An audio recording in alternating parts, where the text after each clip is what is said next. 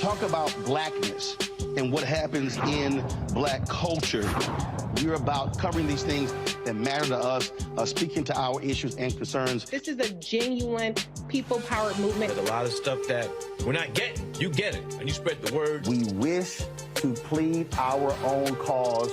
Too long have others spoken for us. We cannot tell our own story if we can't pay for it. This is about covering us. Invest in black-owned media. Your dollars matter.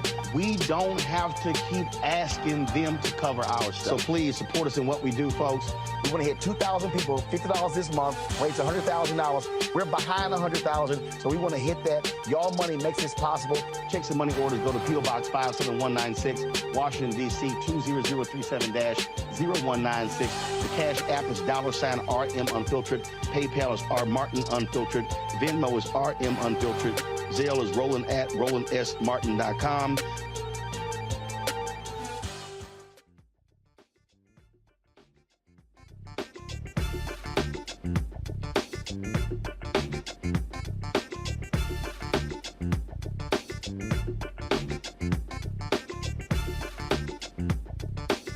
Today is Tuesday, December 20th, 2022. Coming up on Roland Martin Unfiltered, streaming live on the Black Star Network. The former Texas police officer convicted of manslaughter in the killing of Atatiana Jefferson is headed to prison for 11 years. We'll talk with the family attorney, Lee Merritt, about today's jury decision. A recent Nielsen study proves the lack of authentic representation directly impacts how black communities spend their money. I'll examine the relationship between authenticity, engagement, and the impact of inclusion Beyond what's on screen with the Vice President of Solution Consulting with Nielsen Analytics. Homicide is a leading cause of death for children here in the United States and has increased on average by more than 4% each year for nearly a decade. The rate of all homicides for black children increased 4 times that in 2 years. We'll break down those numbers. More than 30 years ago, they were wrongfully convicted of raping a white woman in Central Park. Monday, they were honored with an entrance to the park named the Gate of the Exonerated. We'll tell you about the Exonerated Five.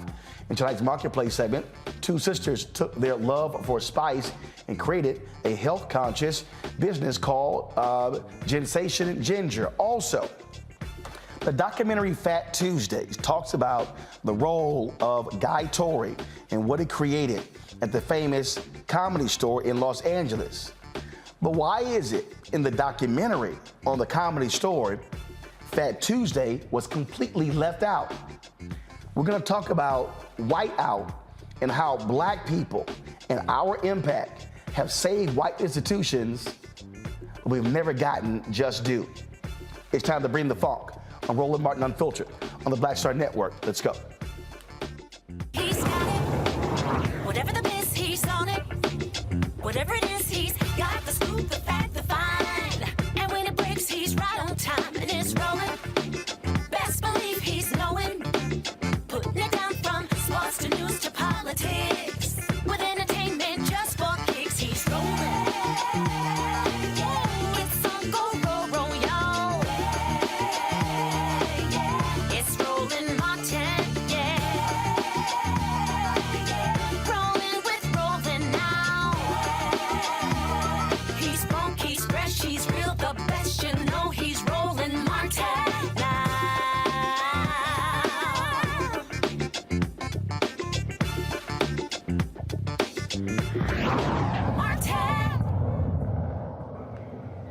All right, folks, the Supreme Court temporarily blocks an order to lift pandemic-era restrictions on asylum seekers. In Chief Justice John Roberts' brief order, he asked the Biden administration to respond by the evening to an emergency appeal filed by several Republican-led states seeking to keep the policy known as Title 42. They want to keep that in place to slow an expected increase in migrant crossings. Roberts' move means the policy, which allows officials to swiftly expel migrants at the U.S. border, will stay in effect at least until the justices decide the emergency application. I'm going to talk about this now with my panel. Joining me right now, Michael Imhotep, host of the African History Network show. Also, Dr. Mustafa Santiago Ali. He, of course, a former senior advisor for environmental justice of the EPA. And joining us as well is Randy Bryant, diversity and inclusion strategist, speaker, trainer, and writer. Okay, glad to have all 3 of you here. So let's talk about this here. Mustafa, I want to start with you. You've got advocates who say Title 42 is wrong, that we should not have this, is what the Trump administration put forth. But you even got Democrats who are saying we have a border problem in this country. Your thoughts on this Supreme Court decision and how do we deal with this issue of illegal entries into the country? Well, you hit the major point is that, one, we have to make sure that we finally have real immigration reform. We haven't had it since 1986. And because folks on Capitol Hill have refused to actually address that systemic issue, then we have things like Title 42, which was put in place through the public health law, I believe it was 1944, that said that when you have, these types of pandemics and other types of things, you could use it to stop folks from being able to come into our country because you didn't want them to be able to spread the disease around. So we continue to place Band-Aids on the real issue at hand, which is true immigration reform. Now, I understand that we also, the president in 2021, actually moved forward and shared with folks on Capitol Hill his plan for immigration reform. But once again, folks refused to do what was necessary to address that issue. We understand also that folks use immigration as one of those voting sort of wedges, if you will. Especially Republican brothers and sisters love to use that to sort of rally up their base, to raise money, and a number of different dynamics that are going on. So This is, we do have a serious problem at the border, but if we're not willing to deal with the real root of the cause, then we're going to continue to kick the can down the road, and we're going to continue to have, these situations where we have massive amounts of people who are trying to come to a country where they can have a better life, just like folks did from Europe. Michael, again, what is the answer? Because you can either confront the problem, or you can keep kicking it down the can.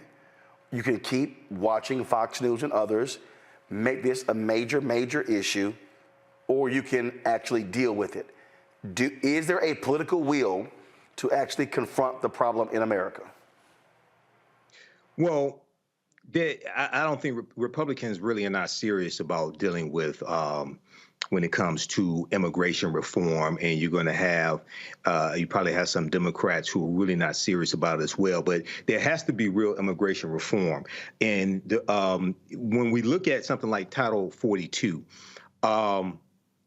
it's a complicated situation, and the reason why it's complicated is because you're going to have the resources in place. You're going to have the manpower in place to handle this influx of migrants that are just on the other side of the border. It's approximately 130,000, 135,000, something like that. So when you remove Title 42, you're going to have this influx coming in, and I guarantee you, the Biden administration does not want that playing 24 hours a day on Fox News as well. Now, what's important to understand, yes, it's a humanitarian issue, but also this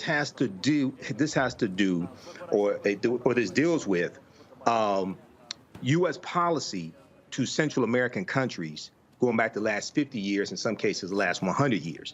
And the reason why I say that is because a lot of the conditions that people from Central American countries are fleeing from, U.S. policies help to shape those conditions as well. So you have chickens coming home to roost at the same time. Okay, so and the other thing that's really, I think, really important to understand, Roland, is really understanding the history of immigration laws in this country, and how these immigration laws were shaped to create largely a white country, going back to 1790, when you had the first Naturalization and Immigration Act of 1790. So this is a very complicated issue, and I know you're going to have Republicans saying, "Oh, they're taking our jobs." You got 10 million available jobs right now, okay? At the same time, and a 3.7% unemployment rate at the same time. So this is a complicated issue, but you're going to have the resources and manpower really put in place to handle this influx that's about to come here. The thing here, Randy, that is interesting whenever I had this conversation, I had some idiots out there who were saying, oh, Roland Martin was saying, we've got to allow these people in. Here's a fact that we have to confront, and that is America has never wanted to confront this issue. Big business benefits from illegal immigrants. Exactly. There are services. There are jobs and services that are being done right now that Americans do not want to do. Mm-hmm. That's a fact, Randy. It's a fact. Right. And so people are like, oh, we can't have this. Okay? If you want to shut it down, if you want to close the border, you better figure out how all these other things are going to get done without the cheap labor. Right. I don't see real immigration reform happening anytime soon because too many people, one, like you were saying, benefit from us having people who are willing to do work that a lot of Americans are not willing to do. Our society is built, our capitalistic society is built on a working class folk that are in the fields picking our vegetables, or in the factories helping ensuring that we get our meats, that are in the wine industry, and that are pulling the grapes. We are dependent, and there are people who become extraordinarily wealthy because of these people. And so everyone's kind of wishy-washy when it comes to immigration laws. Also, if people are paying attention, it should not be something you have to look for. We apply immigration laws dependent on, honestly, the hue of the person. And so no one is solid about it. It's very interesting to me how at some points people are, humans, and we want to save people, and we recognize the crises in countries depending on the hue of those people. And so it's going to be difficult to get immigration policies in place because no one has a firm stance on it, because it works for the very people who say that they're against us letting people in. See, I get a kick out of the folks who don't want to own up to what is really happening in our society on this issue. Mm-hmm.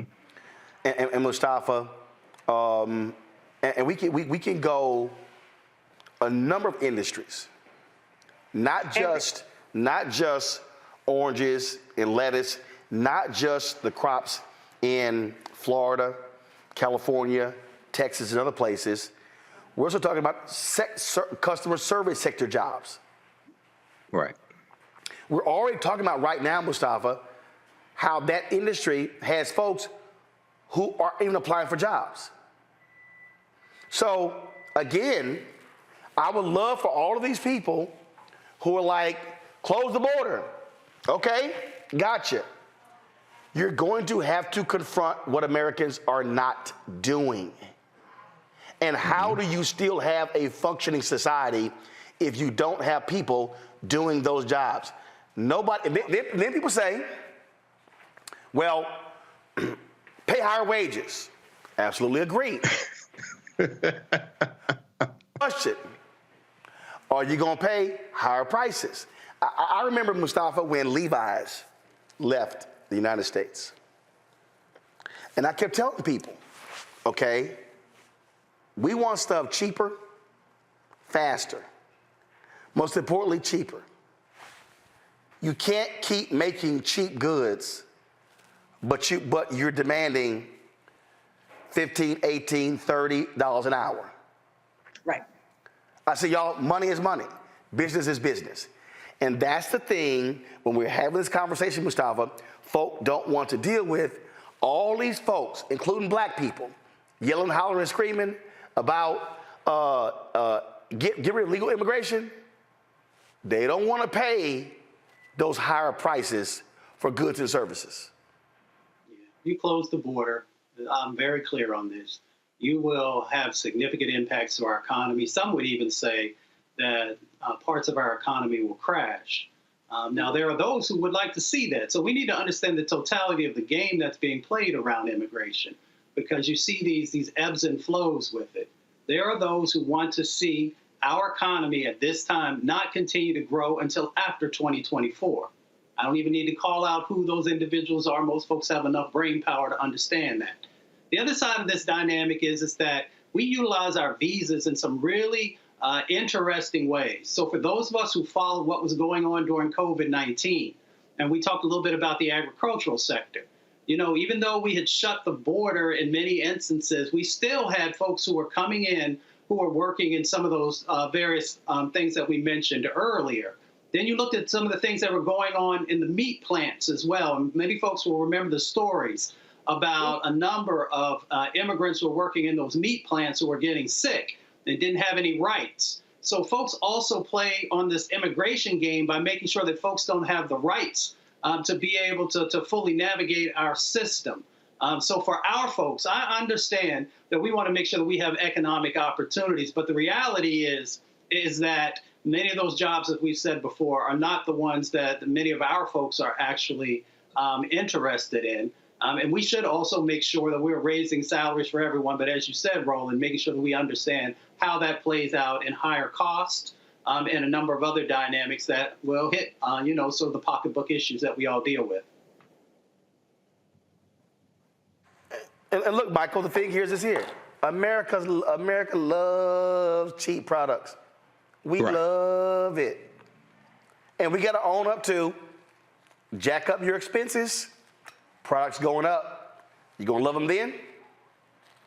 Yeah, a lot of this deals with the fact that a lot of people don't understand basic business, basic economics, don't understand how this works. First of all, for all the people who want to stop undocumented immigrants coming here, all the people who say ship them back, shut down the borders, things like this. First of all, they ain't going to ship back 11 million undocumented immigrants. That's not going to happen in this lifetime or the next time. Secondly, the way you can help stop undocumented immigrants coming here is to stop eating food that you did not grow yourself.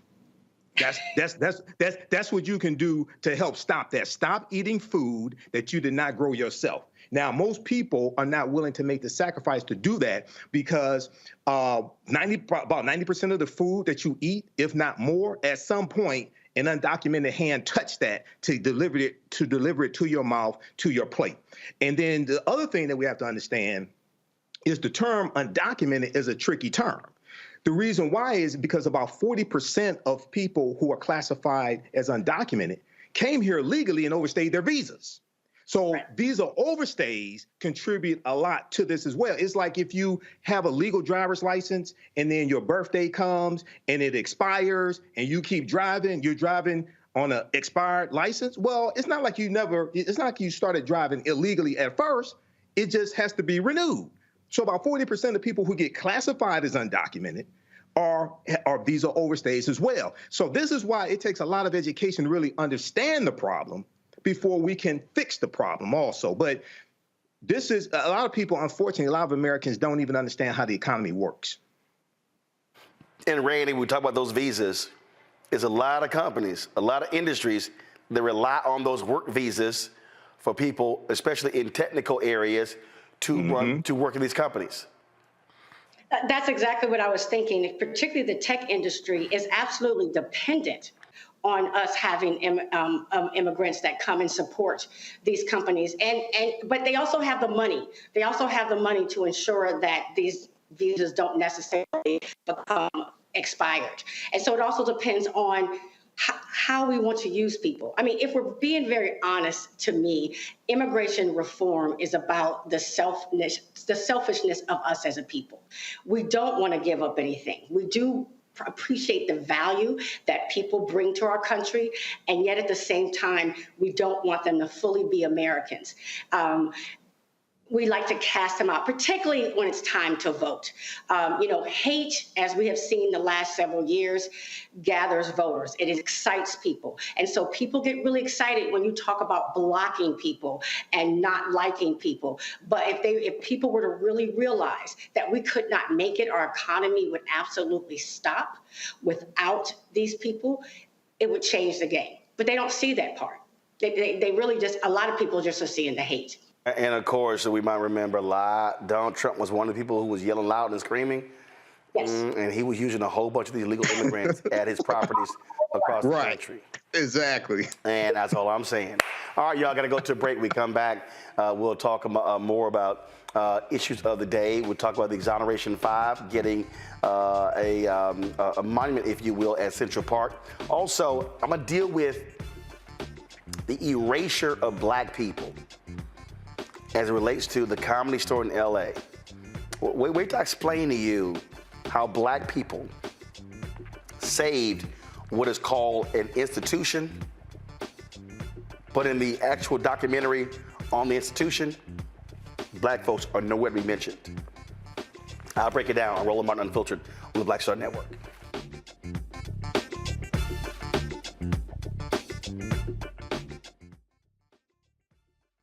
I'm Deborah Owens, America's Wealth Coach, and my new show, Get Wealthy, focuses on the things that your financial advisor and bank isn't telling you, but you absolutely need to know. So watch Get Wealthy on the Black Star Network. Hi, I'm Dr. Jackie Hood Martin, and I have a question for you. Ever feel as if your life is teetering and the weight and pressure of the world is consistently on your shoulders? Well, let me tell you, living a balanced life isn't easy. Join me each Tuesday on Black Star Network for A Balanced Life with Dr. Jackie. We'll laugh together, cry together, pull ourselves together, and cheer each other on. So join me for new shows each Tuesday on Black Star Network, A Balanced Life with Dr. Jackie.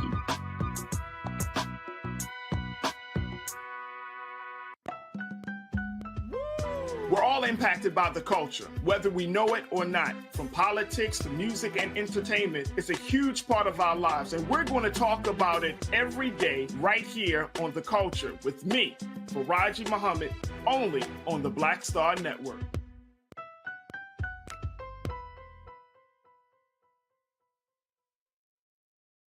Pull up a chair, take your seat. The Black Tape with me, Dr. Greg Carr, here on the Black Star Network. Every week, we'll take a deeper dive into the world we're living in. Join the conversation only on the Black Star Network. My name is Charlie Wilson. Hi, I'm Sally Richardson Whitfield. And I'm Dodger Whitfield. Hey everybody, this is your man Fred Hammond, and you're watching Roland Martin, my man, Unfiltered.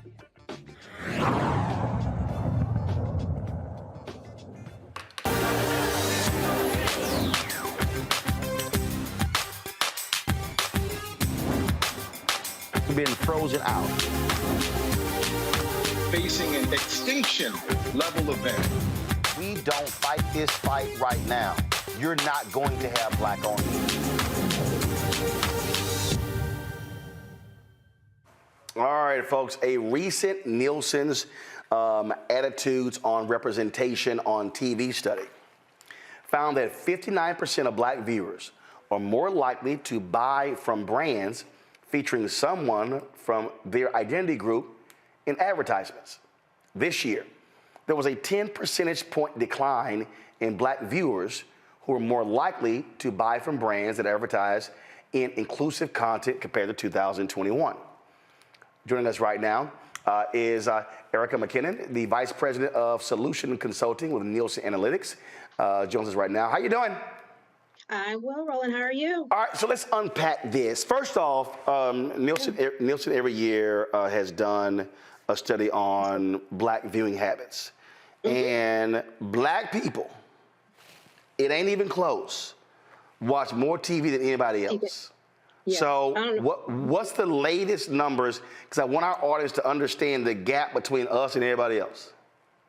Yeah, it's definitely a huge gap in how much, Black Americans spend on, television, whether we're consuming TV, whether it's via streaming. I mean, right now, about 48 million Black consumers are engaged in TV. And when you talk about that, you also have to take in consideration not only just linear broadcast TV, but streaming, whether it's How many hours per week? Like, because in the past, y'all said it was like 45, 48, 50 hours per week. It's still in that same range, over 48 million people tuning in with, on average about 45, hours per week engaged in media in general. And as you know, media is so fragmented, Roland, there's so many different ways in which you can consume media, right? But I don't know where we have the time. Where are we finding the time? So if black people have, like, say, 45 hours a week, who's number two? Yeah, so there are other groups, whether it is white or Hispanics. Hispanics is actually, spending a lot of time with media too. We're really seeing that, especially across different media like podcasts, where they have a ton of engagement in addition to streaming. So not only, again, African Americans, but we will also see Blacks. And then, as I mentioned, streaming. And we've been talking about this for the last couple of years, is where we definitely see more Black consumers really flocking to that platform. One of the reasons why, almost at 36%, is because we have more control, right, over the content that we want to view, such as your show, right? We want to be able to connect with content that's authentic to us. And so we're finding that via streaming versus traditional broadcast television. So, and this is the thing, when we're talking about, so we're consuming, but there's also not a rate on return, if you will, was coming back to us. And numbers show we're going to spend when we see us. Yes, exactly. And the data shows that. And that's one of the, focus points, this year's theme, amplifying, Black Americans and media, is speaking to the fact that, one, in 2025, we're going to be spending almost $2 billion in our Black buying power, meaning we're buying products, services, and goods every day. If we see it, we're going to go buy it. But what's happening is, if the information that's been shared with us, if the content, if the creative doesn't resonate with us because it's not authentic, which will be a common theme that you'll see in the report, we're not gonna invest in it, and that's what's happening. So we're not going to see that return because Black people, we want to be able to purchase goods and services from brands that actually resonate with us, and so that's what we're starting to see in the data. And so, if the numbers are showing that we want to see us, are the companies listening? Mm-hmm. Yep, they're taking heed, to the fact, and especially with the more data that we're showing them and saying, hey, you guys have been pandering for the past couple of years, right? You say you want to be connected to the Black consumer, so you put us in, different advertisement or put us in content, but let's take a step back and really talk about who's creating that content. Is it a Black content creator? Are the people sitting at the table creating that content, do they look like us? And it goes back to that theme of authenticity. So, over the last couple of years, we've seen, brands really try to, connect with us, and they've had some missed opportunities. They've fallen flat, and because of that, they're now taking heed, saying, okay, we need to do a better job at connecting with Black consumers and making sure that that content actually resonates with them, and that is not just, oh, well, we have our diverse slate, right? We have our diverse talent, or we have this diverse creative, so therefore we're, reaching a diverse slate. That's not the case. We want to make sure that that content is authentic. So brands are really definitely taking notice of that, and really going back to the drawing board and making sure people that look like us are making those informed decisions on what that creative should look like. Questions for my panel. Randy, you're first. I'm just have so much to say about this topic. First of all, I kind of just want to say, duh. I mean, it seems as if that would be something that people would understand, that everyone wants to be represented. We want to see ourselves. And I believe for a long time, they thought it was sufficient just to put a Black person in an ad, and that would be enough. And we answered with absolutely not enough. We just don't want to see the diversity. We want to see the authenticity. We want to see that we are represented fairly. We care about how we show up. And, but I'll be honest, my experience has been that I am not seeing diverse PR teams, diverse marketing teams making the decisions. And I feel as if there's somewhat an arrogance where people feel as if they can speak to the Black experience almost more than Black people can. And that's why we're seeing these mistakes. So I'm very excited about the study, but I really question how much corporations are going to answer this call, this obvious information that tells them they have to change. Yeah, it's so true. And I mean, you hit the nail on the head. And one of the things that we really talk about is that presence is not the same as authentic representation, right? It's not the same. And by having this data and really, with Nielsen putting out this data to the market and hoping that brands will actually look at this and say, look, these are huge missed opportunities. Black people are going to stop buying these products because it's not authentic. I'm not going to buy something from, a brand where I'm like, that was a huge miss. That doesn't resonate with me. And so I'm really hoping if we as Black people really take a stance and say, you know what, that was a miss. You won't get my money. You won't get my dollars. I know we're spending billions of dollars in products and services each year, but we're not going to do it any longer. Brands will definitely start to take more notice then. Yeah, well, we're taking a stand just by the fact that we're leaving. I mean, they need to look at the fact that we're not watching mainstream television anymore, and we go and find what speaks to us, what represents us. And now there are choices. This is not like when I was growing up and there were 3 stations, right? Right, exactly. People have choices and they're leaving. And so, I have found that the greatest way people make change is the bottom line. That money does talk.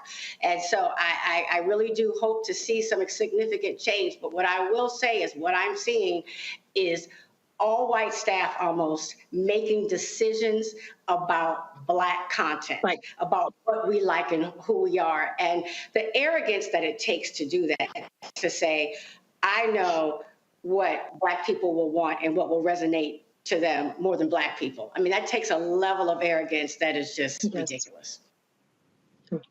definitely makes my blood boil a little bit too. And that's one of the reasons I'm so happy that, Nielsen, now we have the tools. And one of the things that we talk about a lot throughout the report too, is we have the tools and research now to go behind the scenes. So for so many years, we've always focused on, okay, people's perceptions and consumption of media, but we got to take a step back and go behind the scenes. And to your point, not only understanding like, okay, we see the diverse, content creators, but let's get behind the scenes and who's the producers, who's the screenwriters, who are the people that's really working behind the scenes. And then on the flip side of that, when it comes to advertising and marketing, who are the people sitting in the boardroom making those decisions? Who's creating the content? Right. And like I said earlier, if someone in the room is making content for me, but no one in the room looks like me, I have a problem with that. Because how are you going to speak to, what you think I'm going to be engaged in? And so if you don't have that person in the boardroom, you need to go find the person. Well, what I want to see is I want to see these companies stop trying to now go hire black content creators and deal with, but why you not spending money on advertising on black-owned media? And so the new game is, oh, no, we've hired the black firms to go make the ads. Yeah, no. But we also want to be on the other end of seeing the ads on black-owned media. Michael, go ahead. All right, Erica, hey, thanks for coming on. This is valuable information. And about 20 years or so ago, I worked in radio sales here in Detroit. And Arbitron was what determined like our rates, which determined revenue. When it comes to AC Nielsen ratings for TV shows, African Americans have never really been taught how all of this works. Okay, what determines the ratings of a black TV show, which keeps it on the air? I remember years ago on the Tom Joyner Morning Show, Tom Joyner partnered with AC Nielsen to get more African Americans as the surveyors or the testers to watch TV to determine the ratings. So can you explain to us how TV ratings actually work? Okay, what determines if I sit and watch a show on NBC? Does me watching that show calculating to the ratings? How do TV ratings actually work? Yeah, well, I'm not a ratings expert. I'm a survey expert, media analyst expert, but I will tell you just across the board with all the ratings, basically, if you are tuning into that show on linear television, you will be counted as a viewer, depending on how much time that you're spending with that show, right, across different platforms. So by way of technology, we are collecting how long you watch, which show you were watching, how long you were actually engaged in the different platforms. And that information comes back to, obviously, Nielsen to kind of, look at that information by market level, by ethnicity. And so we are also looking at it by age and gender as well. And that's across all platforms, not just TV, but even with, radio and digital, really being able to understand who's engaged with the media, how long they're spending with the media, and just, even further consumption habits as well. But you're absolutely right. I think it starts with educating people on how it really works and how we really understand what they're engaged in. Tafa? Okay, thank you. Erica, thank you so much. I actually was one of those Nielsen raters a number of years ago. It's interesting. I want to go back to the conversation around infrastructure because I think it's critically important. I'm curious about, we saw the statistics around streaming and how people are moving to digital sort of platforms and formats. We have the Black Star Network here. How do we take the information that you all are capturing and really engage with decision makers around better supporting our own platforms and our own infrastructure to make sure that we have that content, and so we have sort of a circular type of a paradigm in place so the dollars move into our system and stay in our system? Absolutely. That's a great question. And really, it starts here with the data. Like I said, I'm passionate about making sure that I speak to Black-owned media owners and have been for the last couple of years of taking this information and insights to marketers and agencies, really speaking to the fact of, one, of who your consumers are, who your audience is. And it starts with knowing who your audience is, right? How many people are tuning in and viewing and what they look like in their demographic makeup, and talking about the importance of that viewer, their household income, how much money that they're actually spending in fueling the marketplace. As I mentioned earlier, when I talk about the Black buying power and how we spend so much on different products, services, and goods each year, that number should be shared with every advertiser, because at the end of the day, we are the groups that are spending the money on their products and services. So why not advertise, and why not make sure that we're getting our fair share of the dollars on our own networks? And so I think it starts there, is really taking these insights and really sharing that we're the ones fueling the economy. We're driving, we're putting dollars back into the economy. We're driving all the, new recent sales and products and services. Data shows that, almost 59%, again, of Black viewers are more likely to buy from brands that share someone who had their same identity. And it goes for Black media owners, right? Like, I'm going to tune into this show because I know I'm going to get, not only is it authentic, but I'm also going to get, truth in it. I have that level of engagement with, the talent. And so these are the things that are important, but definitely take these insights back to, your marketers and particularly even agencies. I think a lot of it has to do with education.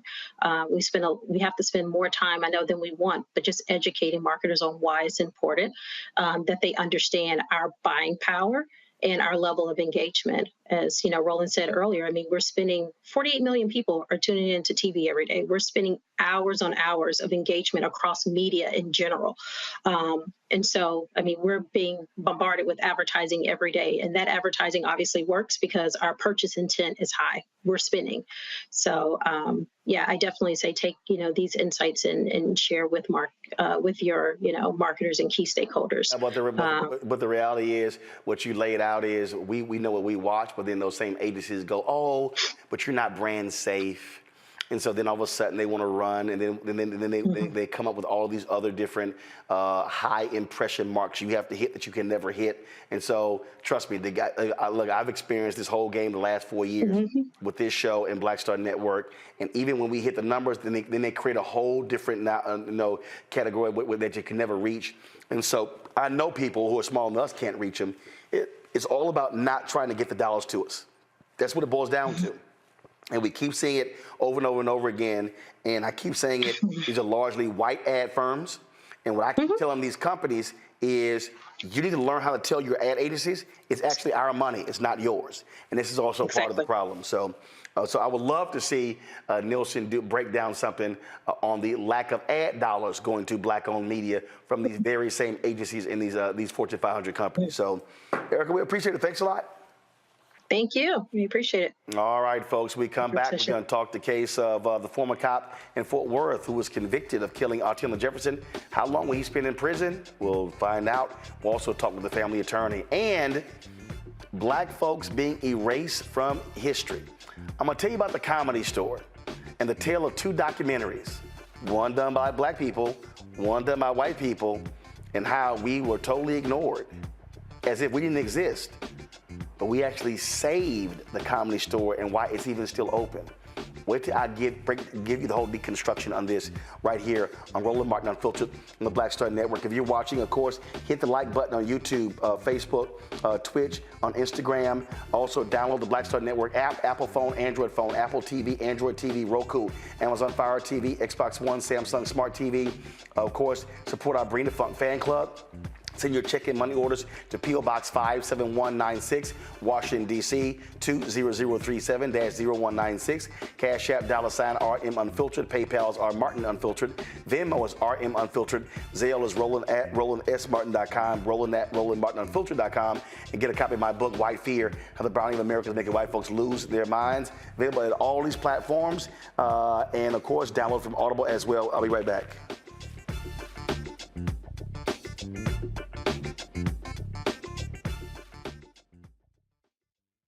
I am on screen, and I am representing what a Black man is to the entire world that's gonna see this. And this might be the only Black man, a representation of a Black man that they see. Right. So I am responsible. Right. For how they see Black men.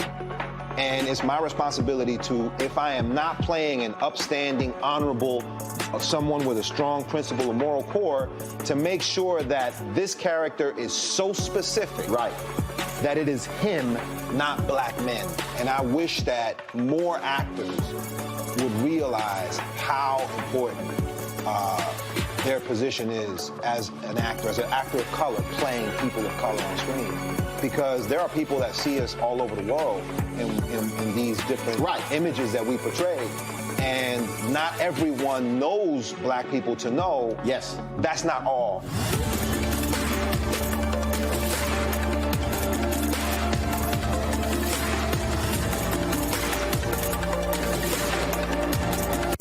Deborah Owens, America's Wealth Coach, and my new show, Get Wealthy, focuses on the things that your financial advisor and bank isn't telling you, but you absolutely need to know. So watch Get Wealthy on the Black Star Network.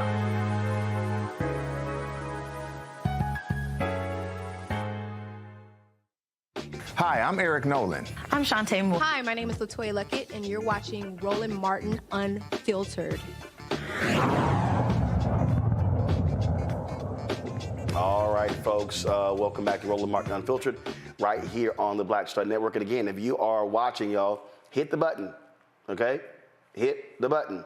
That's all you got to do. Hit the like button, okay? That impacts in terms of the algorithm, what folks are seeing. So we want you to actually hit that button. And so we're driving our numbers up. We should be doing 1,000 likes every single hour. And so you shouldn't have to take me as begging you to hit the like button for us to go there. We should be ending the second hour with 2,000 likes as well. Let's talk about black homicides, folks. And that is, a new study says homicide is first of all, is a leading cause of death for children in the United States. The overall rate has increased on average of 4.3% each year for nearly a decade.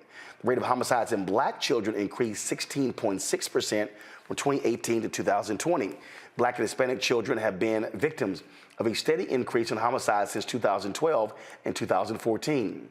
From 1999 to 2020, 38,362 children were homicide victims, folks, in this country. The researchers found that overall homicide rates increased the most for boys, rising 16.1% between 2018 and 2020. The JAMA pediatric study also found that black boys were killed more than any other group, with firearms as the most common weapon used in these deaths. When you think about that, Michael, we have to look at these homicide deaths also in a different way. Mm-hmm. You're now talking about that number of black men, boys, who would never be fathers. Right. Who will never be husbands. Who will never be wage earners. Now you're talking about that number having a negative impact on the economics of the black community because they're dying. Oh, the funeral homes are doing gangbusters. But if you're talking about a black boy dying before he's 20 or 25, you're not talking about somebody who is not even a part of this life for 50 years and the impact, the negative impact that it has on families.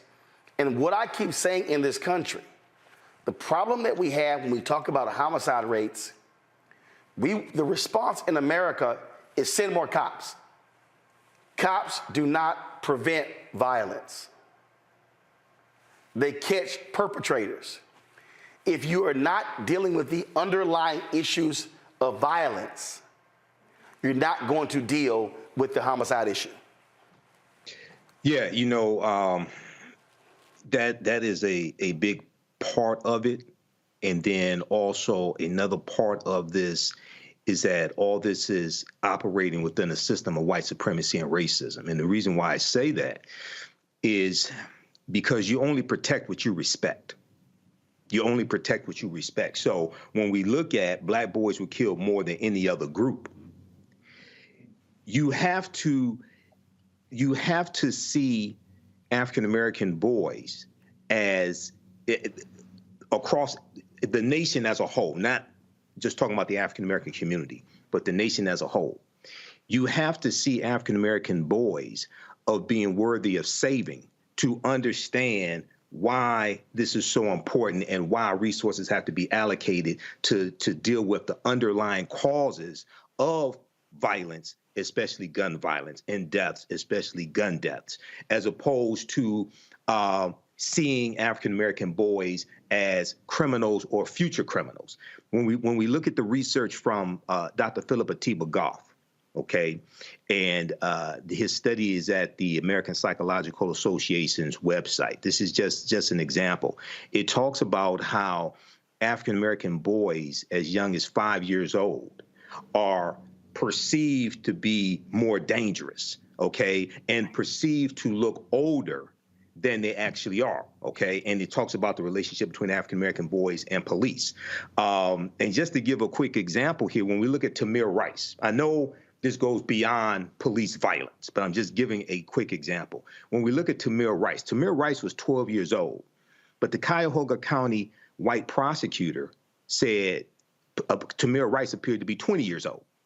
Okay, and he was treated like a 20-year-old man as opposed to a 12-year-old boy. I know it's a specific case, but it gives some insight into how we're treated here in America. So this is, I think, something that we really have to look at, and legislation and resources have to be allocated to address this issue. But at the same time, when we deal with violence in our communities where we are killing one another as well, Black lives do matter, but Black lives also have to matter to Black people as well. Okay, so this is extremely important, and it's a multifaceted problem. And the thing here, Mustafa, Black lives do matter to Black people, but you still have to deal with what is causing that. John Hope Bryant, Operation Hope founder, says it all the time. You've never seen a riot in a neighborhood with a credit score of 700 or higher. There's a direct correlation between homicide rates and poverty and education and opportunity. Exactly. You know, we've created these sacrifice zones across our country, and we never really want to unpack what that actually looks like. So you talked about a couple of those elements. One of them, you know, is around education. And making sure that we have these holistic strategies where we're not just dealing with education, but we're also dealing with the food insecurities that are in there, because kids can't learn and families can't actually thrive if they don't have the nutrition that's necessary. We often don't talk about also what's happened in relationship to banking and how we have had these disinvestments inside of our communities that create these sacrifice zones, you know, and then we also have to look at the pollution that's also in there. There are a number of studies that show when temperatures increase, when pollution increases, then we also know that violence inside of communities increases. I bring all this in because it is about these cumulative sets of impacts that are happening inside of our communities that destabilize the communities. And this destabilization has happened because of policy and the decisions that were made and continue to be made. And it has also happened because of the lack of investments in a holistic way to actually change the dynamics that are going on inside of our community. See, we will continue to put Band-Aids on things.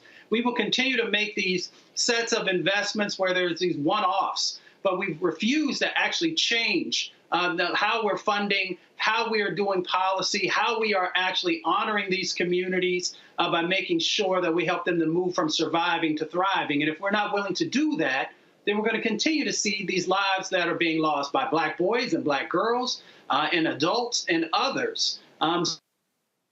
So we have a... Looks like we lost Mustafa for a second there. Randy, go ahead. You know, I agree with what my brothers are saying here today. It's such, the statistics are... I believe I become extremely angry, though, when I hear people say, but what about Black on Black crime, as if our young brothers are monsters or something's wrong with them. Whereas one, homicide is a crime of affiliation, association, and proximity. You know, white on white crime is about the same stats as Black on Black crime, that's one. But our young brothers are being raised in communities that, you know, they can barely survive. They're trying their best, and it literally is, for some of them, they're having to fight to just stay alive. And no one wants to look at that. They want to look at the individual young people and not a system that has not invested in our children, that has left them with poor schools, with a family structure broken, with transportation where they can't even get out of those communities, and just trying to make it. And so when desperate people will do desperate things, it's hard to also get a person who hasn't been taught to love themselves, because everything tells them they shouldn't, to all of a sudden value the life of somebody else. So I really want us to look at these stats in a holistic way and understand all the systems that have contributed to us being there, and to fix the systems and not act as if there's something wrong with our young men. They need our help.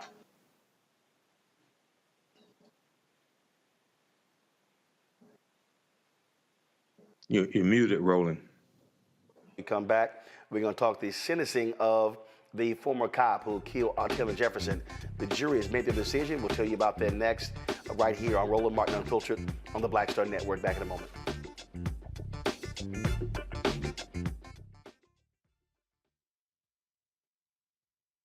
It's time to be smart. Roland Martin's doing this every day. Oh, no punches! Thank you, Roland Martin, for always giving voice to the issues. Look for Roland Martin in the whirlwind, to quote Marcus Garvey again. The video looks phenomenal, so I'm really excited to see it on my big screen. Support this man, Black Media. He makes sure that our stories are told. See, this difference between Black Star Network and Black-owned media and something like CNN. I got to defer to the brilliance of Dr. Carr and to the brilliance of the Black Star Network. I am rolling with Roland all the way. Honored to be on a show that you own. A black man owns the show. Folks, Black Star Network is here. I'm real revolutionary right now. Roland was amazing on there. Hey, Black, I love y'all. I can't commend you enough about this platform that you've created for us to be able to share who we are, what we're doing in the world, and the impact that we're having. Let's be smart. Bring your eyeballs home. You can't be Black-owned media and be scared. You dig?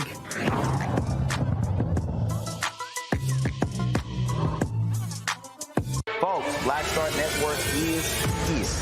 Oh, no punches! I'm real revolutionary right now. Support this man, Black Media. He makes sure that our stories are told. Thank you for being the voice of Black America, Roland. Hey, Black, I love y'all. All momentum we have now, we have to keep this going. The video looks phenomenal. See, this difference between Black Star Network and Black-owned media and something like CNN. You can't be Black-owned media and be scared. It's time to be smart. Bring your eyeballs home. You dig?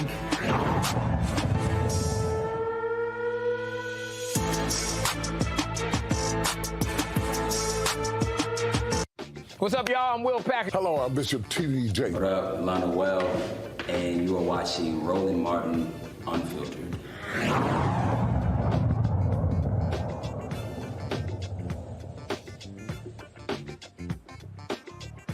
All right, folks, Aaron Dean, the former police officer, was convicted of manslaughter in the death of Atatiana Jefferson. Now the jury has decided his fate, and that is 11 years in prison.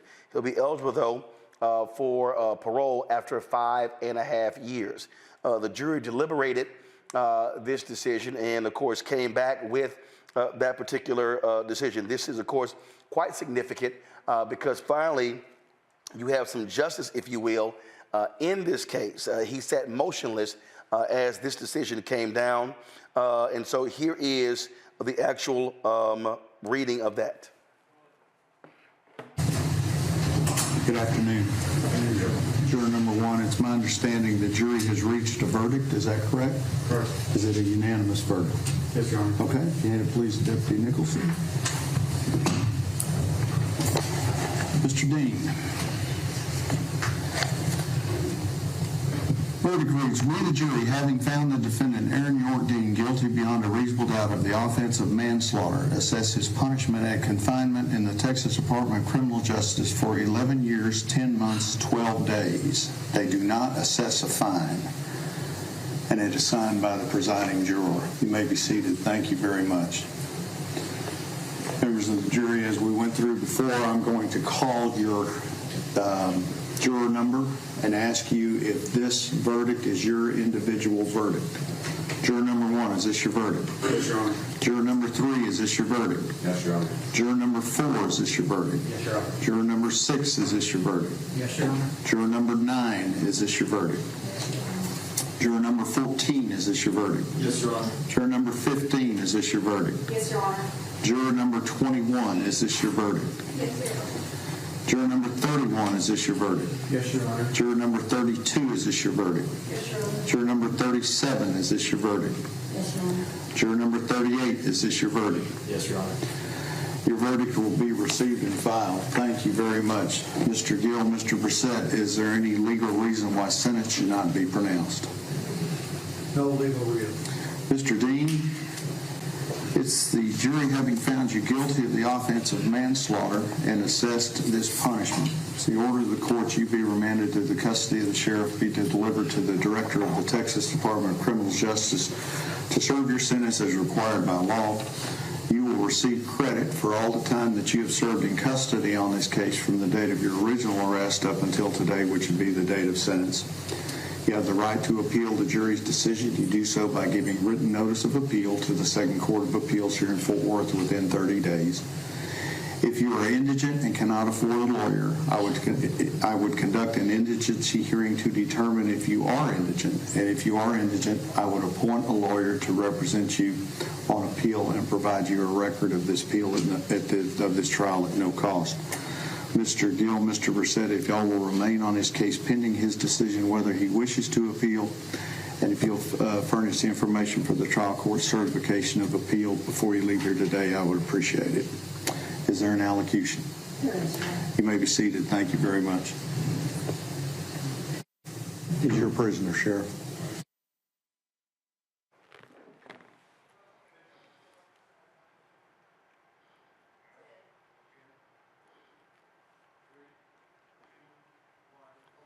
Now, before he was taken away, Ashley Carr got a chance to speak to the man who killed his sister.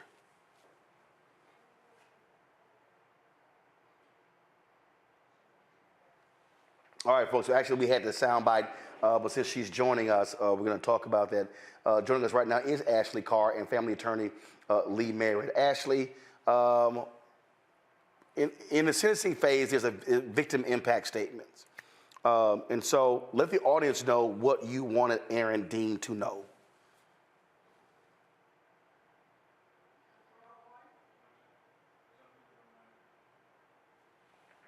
I think you're muted. We can't hear you.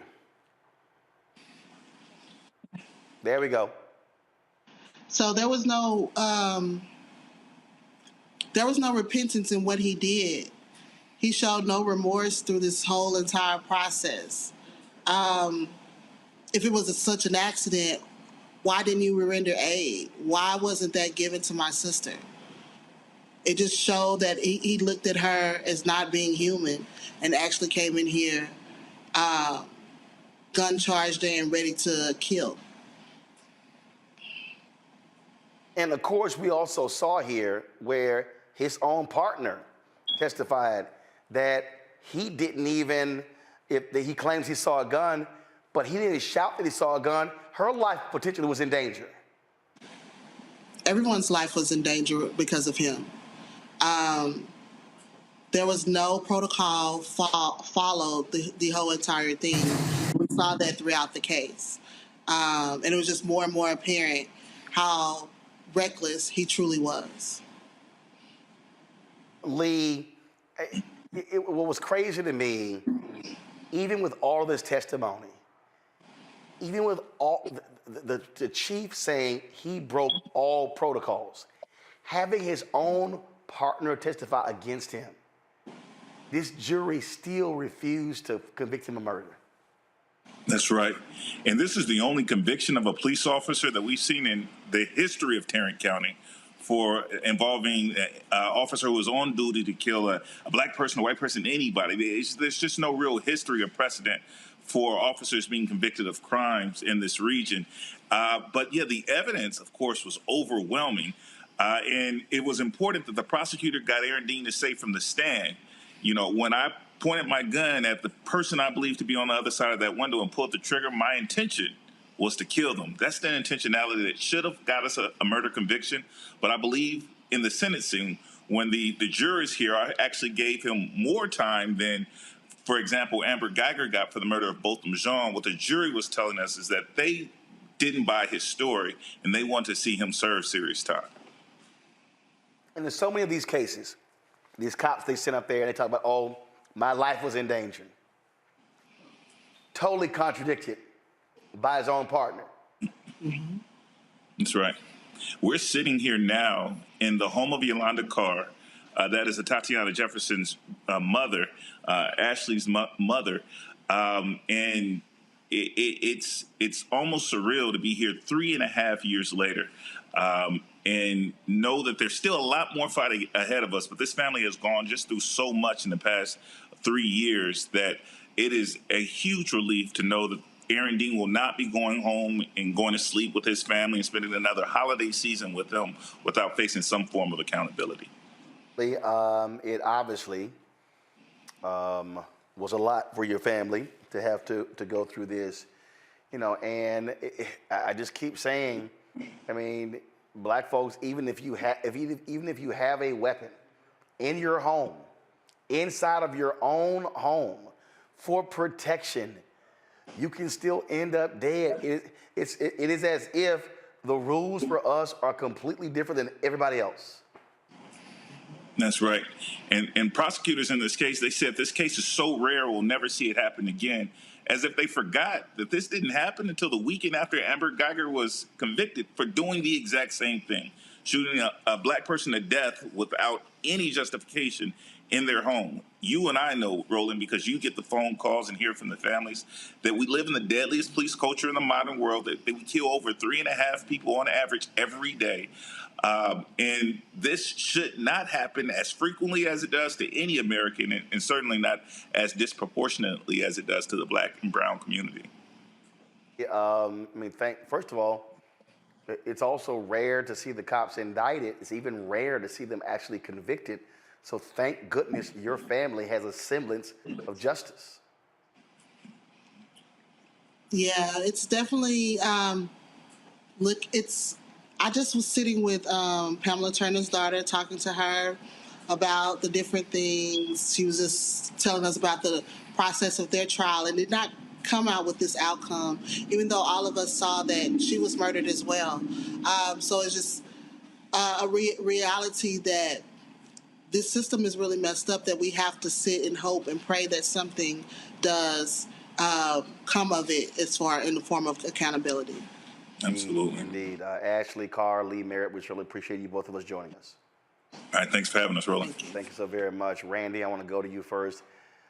It is, all these people who sit here and talk about, oh, you know what, you guys are making a mountain out of a molehill. This is not as bad as you think. Atatiana ain't coming back. Even though this guy goes to prison, his family gets to visit him. He's got a shot at parole. He can actually have a life after this. She's dead. It's heartbreaking because, as Black Americans, they oftentimes try to blame us for our own deaths and put us on trial. And you think about how this young lady had done everything right, graduate of Xavier University, taking care of her nephew. I've oftentimes been thinking about Zion, like what a brave young man, he is, and how this will affect him for the rest of his life. Being at home and yet still shot. I mean, you can't even feel safe in your own home. I am wondering about also when they did the psychological testing of Aaron Dean, they're saying that he had narcissistic tendencies. Why was that not picked up before he was even hired? Because that testing is done in about 90% but before you're hired to be a police officer. And now they're telling us after the fact, after someone is now dead, that this man should not have even had a gun, should never have been on the police force, because as we see, he has shown no emotion. There's something wrong with this person. And then even going on with the psychological test, are they doing tests to test people's unconscious biases? I mean, if Black and brown lives matter and numbers show that we are being killed disproportionately, if these police departments care, why are they not ensuring that they're not hiring people who show a fear of Black people? Like, they shouldn't even be on the force whatsoever. I mean, there's just so many questions, and it's just absolutely upsetting. And yes, there's a measured level of justice, but I would say very measured. Michael, we should this year, the family of Aiyana Jones should be celebrating her 17th birthday. Yeah, here in Detroit. And here is her 19th birthday. Here's a young lady, gun discharges, hits her in the neck, she dies. Officer, first mistrial, second mistrial, judge dismissed, in the second mistrial, judge dismisses the involuntary manslaughter. A second mistrial, then the prosecutors choose not to try him again. This cop gets off. A 7-year-old black girl in Detroit, killed. Right. Nobody held accountable. She's dead. He's free.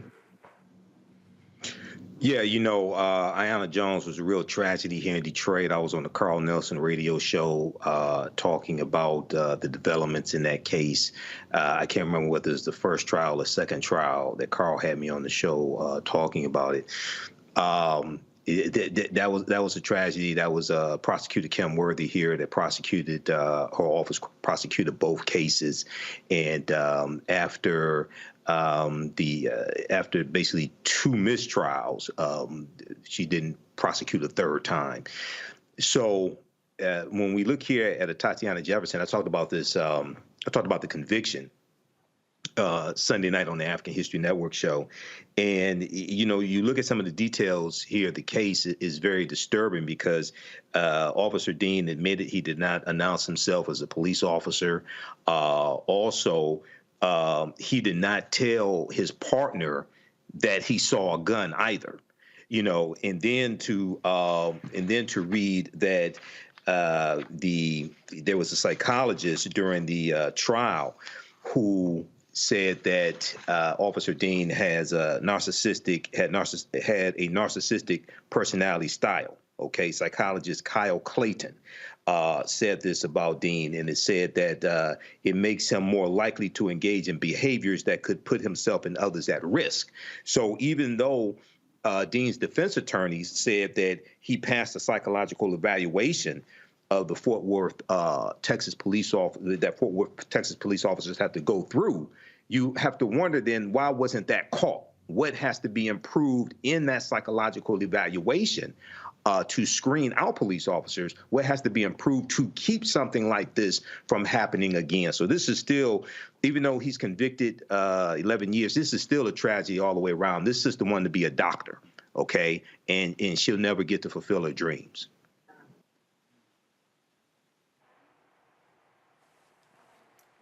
Mustafa? Yeah, I mean, all this hits home for me. I mean, I agree with what the panelists have just shared. I think there needs to continually be psychological analyses that are going on throughout law enforcement's career because, you know, the stressors that folks deal with, the biases that they may have may not show up early on, but they might come into play later on. So I think that it continually has to happen. You know, I've lived this before. One of my good friends was actually killed by a police officer back in 2000. His name was Prince Jones.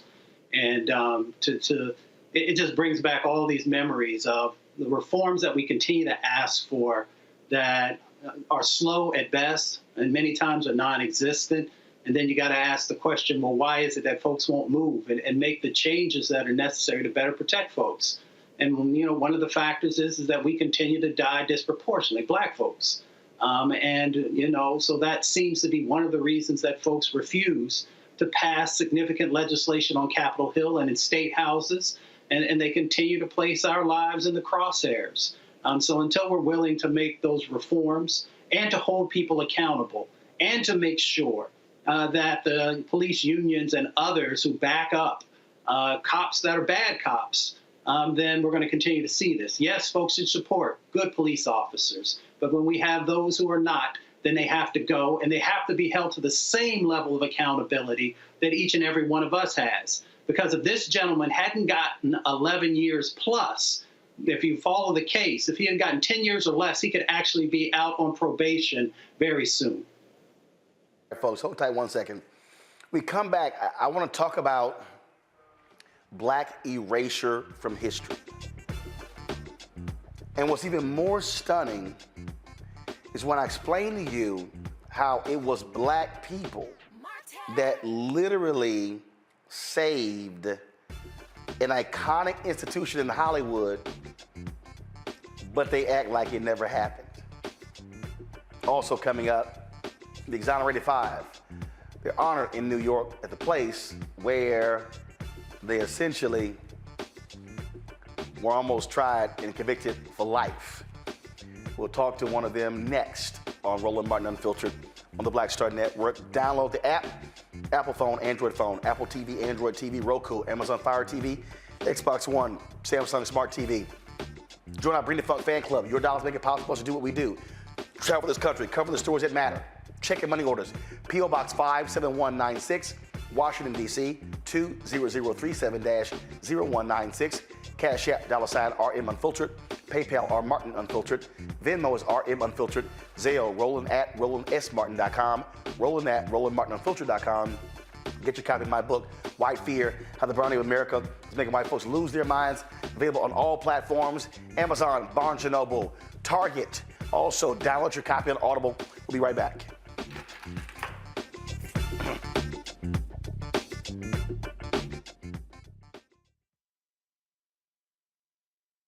Hi, I'm Dr. Jackie Hood Martin, and I have a question for you. Ever feel as if your life is teetering and the weight and pressure of the world is consistently on your shoulders? Well, let me tell you, living a balanced life isn't easy. Join me each Tuesday on Black Star Network for A Balanced Life with Dr. Jackie. We'll laugh together, cry together, pull ourselves together, and cheer each other on. So join me for new shows each Tuesday on Black Star Network, A Balanced Life with Dr. Jackie.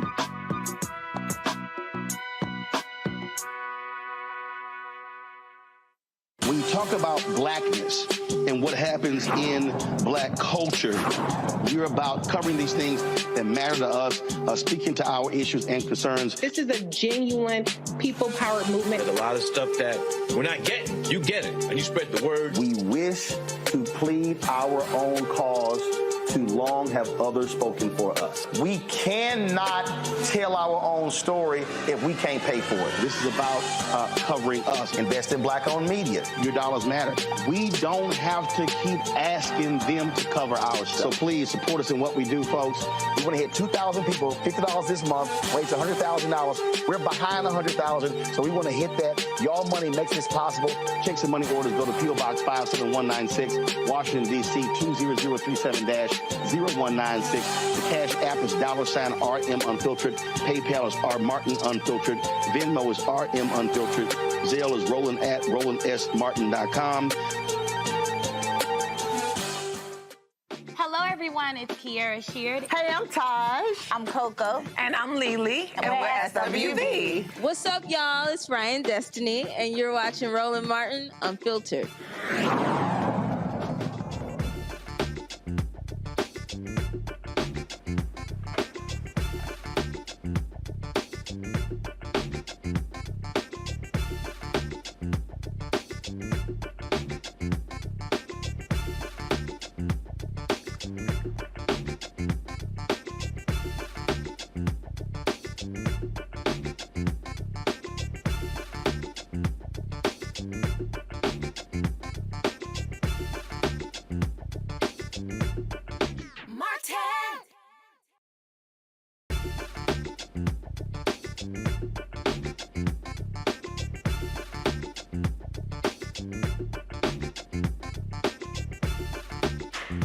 All right, folks, welcome back to Roland Martin Unfiltered. So, when I was traveling, we were in Atlanta, I finally got a chance, I had some downtime, I finally got a chance to watch the documentary Fat Tuesdays.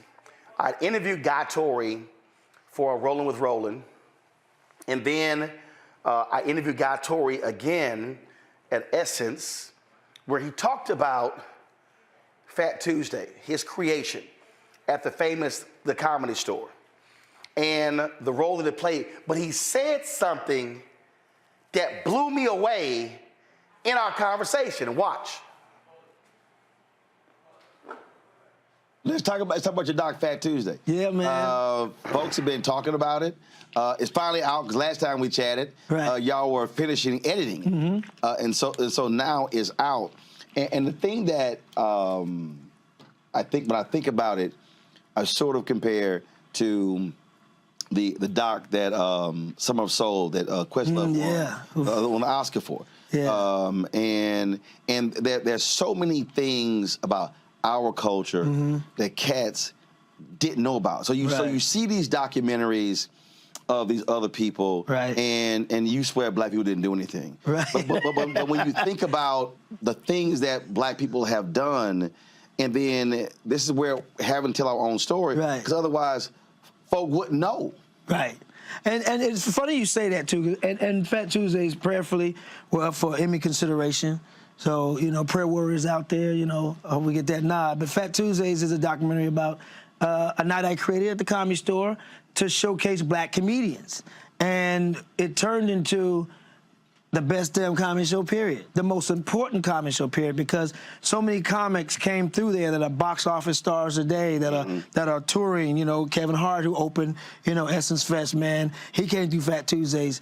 And Nick Cannon discovered at Fat Tuesdays, and Mike Epps came through this. So it was such a platform to showcase comedians.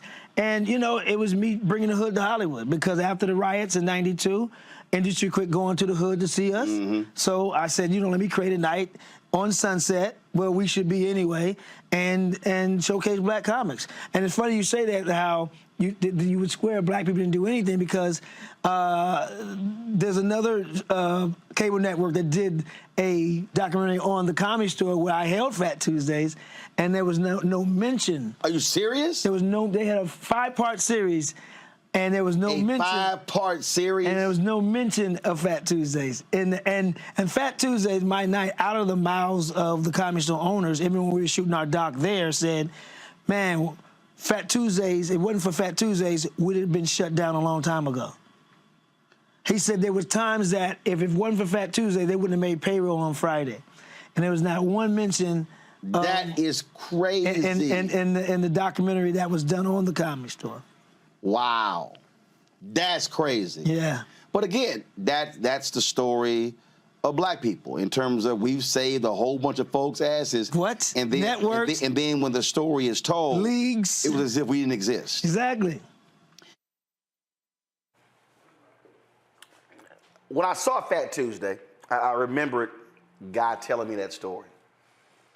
So today, y'all can go to my iPad. I literally went to Showtime, and I went through all 5 episodes. And in episode 3, they talked about, in episode 3, the financial problems they faced and how it was on its way to being shut down. And episode 4 goes, Joe Rogan returns. So if you're watching this 5-part series on the Comedy Store, you would get the impression that the Comedy Store was about to go under. But all of a sudden, Joe Rogan comes back, and he resurrects it from the dead. Yet if you go to Amazon Prime Video and you watch the 3-part docuseries Fat Tuesdays, you will discover all of these black comedians. You will discover the story. You will discover that the money that black people spent on that one night kept the Comedy Store afloat. Now,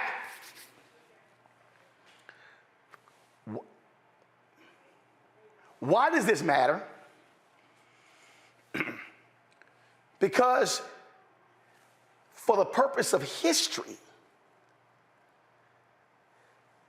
30 years from now, 50 years from now, if the Comedy Store still exists, somebody 50 years from now will say, let's look at that 5-part docuseries that was on Showtime, where comedian Mike Binder, or Bender, I'm not sure in his name, how he detailed the Comedy Store. And when the person in the future goes to it, they're going to say, wow, this is the history of the Comedy Store. And by watching that documentary, they will never, ever know about Fat Tuesdays and Guy Torrey and what he created, even though that saved the same club. Now, why is it important that Guy Torrey partnered with Reggie Hutland to do the documentary Fat Tuesday? Because of the mural that is on the wall in my studio. This right here is in the third paragraph of the nation's first black newspaper, Freedom's Journal, written March 16, 1827. We wish to plead our own cause. Too long have others spoken for us. If they don't do the documentary Fat Tuesdays, no one knows what Guy Torrey did. No one knows that black people saved this iconic comedy institution. Shame on Mike Binder or Bender and the folks at Showtime for not including Fat Tuesdays. Now, it's great, it's important that Fat Tuesdays has its own docuseries. That story should be told by itself. But it is still shameful that it was completely erased from the 5-part Showtime series. In fact, y'all, nearly every comedian that's in Fat Tuesdays who's black wasn't even in the Showtime doc. Here you have, and see, I know somebody watching me right now, and they saying, okay, Roland, I mean, why are you talking about this? What's the big deal? Because it's the latest example of how we as black people take our money, save white institutions, and never get the credit. It's a perfect example of how we create something and somebody else benefits from our talent. They stay rich. We gotta go elsewhere. See, we can go in the annals of history. When you are watching the NFL on Fox, do y'all know how that happened? The NFL on Fox does not happen if rock didn't exist, if In Living Color didn't exist, if South Central didn't exist. Black eyeballs built Fox. Y'all, there were 3 national networks: ABC, NBC, and CBS. Fox launches. What's the first thing Fox do? Let's go find some black people. Y'all, I had the woman from Nielsen on a little bit earlier. I need y'all to understand that when it comes to television and media, black eyeballs follow the content.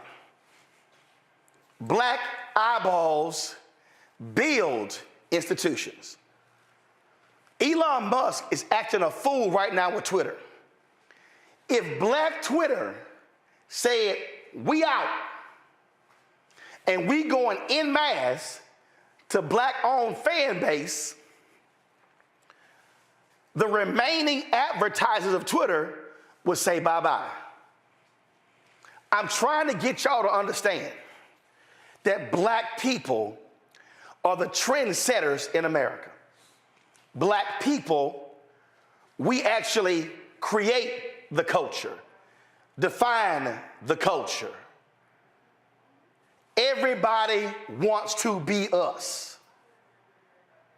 White America could not stand big asses and large lips until Kim Kardashian. Black women had those physical features, she had to go to a doctor. But now all of a sudden, it's in vogue. White women did not want to wear braids with beads until Bo Derek was on the beach in 10. I can go on and on and on to show you how in American history, black people, we have taken our meager dollars, and y'all hear me say this, y'all hear me say individually we are poor. As MLK said, collectively we are one of the richest economies in the world. So here we collectively took our money and showed up at Fat Tuesdays at the Comedy Store every Tuesday. They were in the small room, 80 people. But they graduated to the big room, 400 people. And we're packing them in, packing them in. I could take the same story and show you in every major American city, the hot restaurant, not black owned, we packing it out. The hot club, we packing it out. Somebody that don't look like us own the club. I could go on and on and on. So at what point are we going to come to the conclusion, can we stop making everybody else rich and make ourselves rich? You got people right now, prominent black people. They love sharing clips on Twitter and Instagram of what somebody said on CNN or MSNBC or ABC or CBS. And I swear, we said the same thing 2 or 3 weeks earlier. But those same so-called tastemakers never share clips from this show. You know why? And this probably is going to be my next book. My next book is probably going to be called White Validation. I'm probably going to write the next book because that really is part of our fundamental problem. We will gladly make other people rich and then ask them to invite us to the table when we literally saved the table. Hell, we made the table.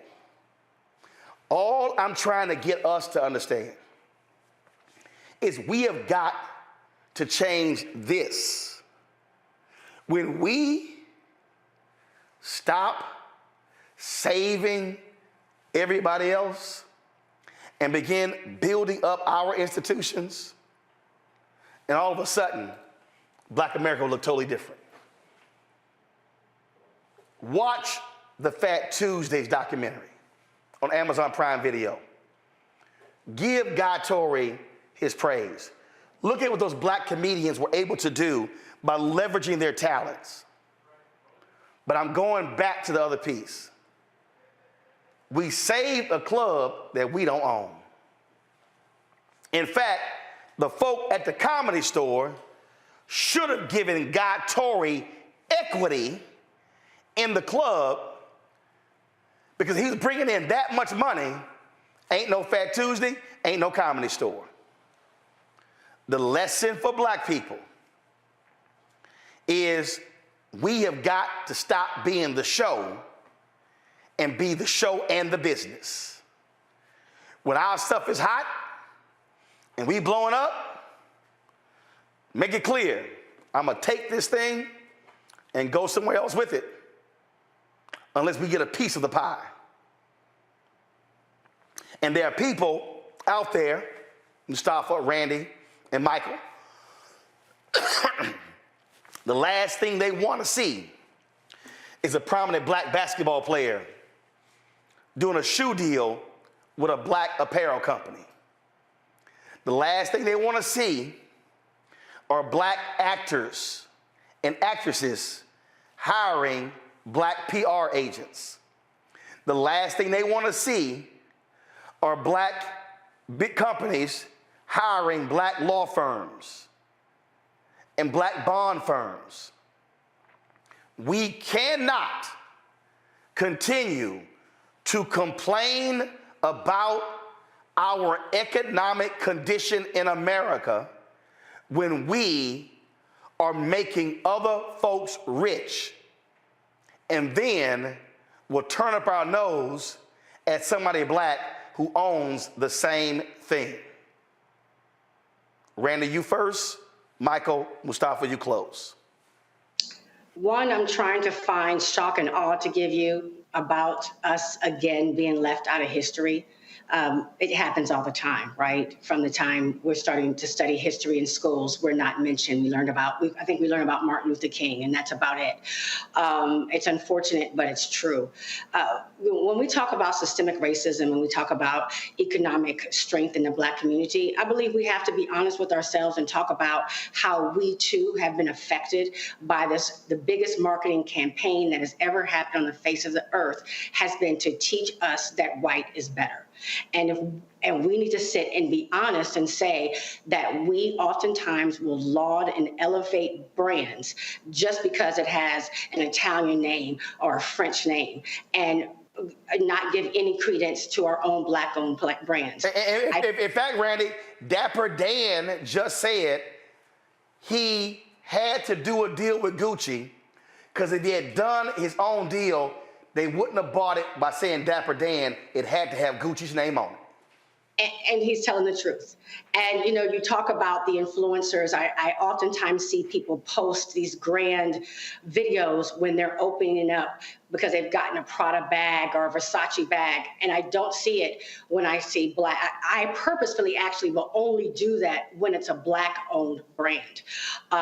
Even when it comes to travel, where we go, we have been brainwashed to think that going to Paris is so much more beautiful than it would be to go to Kenya. I mean, we have to admit that we love a brand because it's white, and that's brainwashing, right? And we need to work on that. We need to work on our mindset. I think about how rappers, if instead of calling out Louboutins, if they would call out how much money that we can make within our community. That's why I love that Beyonce did call out Telfar Bags, a Black-owned company, in her last album. Actually, in fact, Beyonce will not take a meeting with a company if there's not Black representation around the table. Right. And that is power. And when we recognize, if we first of all are honest about the brainwashing that we've been through and decide to change it and work on ourselves and start to elevate our own brands so we can have real economic strength, is when we change. That's when it changes, and we're not dependent on people who are not elevating us. Yeah. Michael? You know, Roland, this topic is an extremely important topic, especially going into the new year. And it's important for us to understand that racism is a system of advantage and privilege distributed based upon race. When you showed the quote from the newspaper dealing with how we need to plead our own case, they're talking about power. And power is the ability to define and shape reality and have other people accept your definition of reality as if it were their own, as Dr. Wade Nobles correctly teaches us. The Fox TV network, I remember when the Fox TV network started in the 1980s. I was in high school, like the mid-1980s. They started out only with programming on the weekend, Friday, Saturday, and Sunday. And then they went to all the days, 7 days a week, prime time. They started out with TV shows like 21 Jump Street. They started out with TV shows like Cleghorn, and the comedian Thea had her show. So they focused on an African American audience. Yep. Then they broadened it to a white audience, and then they get NFL football. No. They dropped all the black shows. Right, they dropped all the black shows, like the CW did, like WB and CW. You know, when they merged, they did the same. They ran the same game because it worked. They ran the same play because it worked. But I want people to understand, the Fox TV network is owned by Rupert Murdoch. This is the same. No. First of all, Fox Broadcasting Fox Entertainment is now owned by Disney. But the Fox network is still owned by Rupert. Yes, go ahead. Right. The Fox network owned by Rupert, the same Rupert Murdoch that owns the Fox cable news channel that attacks African Americans on a daily and nightly basis. Okay, so understand how all this is connected as well. And real quick, he owned a number of the independent stations in different cities that had black programming, so black viewers watched those programming. He got advertising dollars. Those ad dollars allowed him to launch Fox News. So it was black eyeballs. It led to higher ratings on the Fox independent stations that led him to have the money to launch Fox News. Y'all better learn some damn history. Michael, go ahead. Exactly. So, and we have to understand how there's a history of Europeans co-opting African American culture. If we go back to T.D. Rice, 1828, 1829, who created the Jim Crow character. He's known as the father of minstrel shows. And he's imitating enslaved African people, puts on blackface, adopts a Southern dialect, puts on tattered torn clothing. Yeah. And minstrel shows become the largest form of entertainment in this country. Yep. And then you talk about the Kardashian family. This is a whole family that got rich off of, excuse my language, that got rich off of a black man's penis. When you look at the sex tape before the reality TV show, so true. It's the sex tape, the largest. Right. This was the largest deal with Vivid for a celebrity sex tape. This leads to the reality TV show, which brings them into people's homes for year after year after year. So we have to understand the game that's being played on us. And being played very, very well, and we fall for it every single time. Mustafa, your comment. We're going to get played if we allow ourselves to be. You know, I was raised with teachings of Marcus Garvey, who shared with us about us owning our own and about the collective power that we have when we come together. And we have to live our values. I have a black dentist, a black doctor, a black accountant. I have a black real estate agent. So you live your values by the choices that we make. So we're coming to the end of this year. Folks are going to be making their New Year's resolutions. Why don't we make a resolution that we are actually going to support our own in a collective fashion so that we can build that power that we continue to talk about on this show? And that's the way we do it. And I hope people now understand my Deion Sanders commentary when I said, if you're going to be critical of Deion leaving Jackson State, but you don't support black institutions, shut the hell up. Because you can't complain about him if you ain't doing it. Folks, going to a break. We come back. I'm going to talk to several members of the Exonerated Five about the monument to them is now in Central Park, the place where they tried to bury them, and actually Donald Trump wanted them killed. You're watching Roland Martin Unfiltered. And again, unfiltered, black owned. We don't ask nobody's opinion and get permission to discuss what we do. That's what happens when you own. We don't seek permission. There's only one person above me, and that's God. Ain't no boss but got him. That's the difference between when you own and when you work for somebody else. Back in a moment.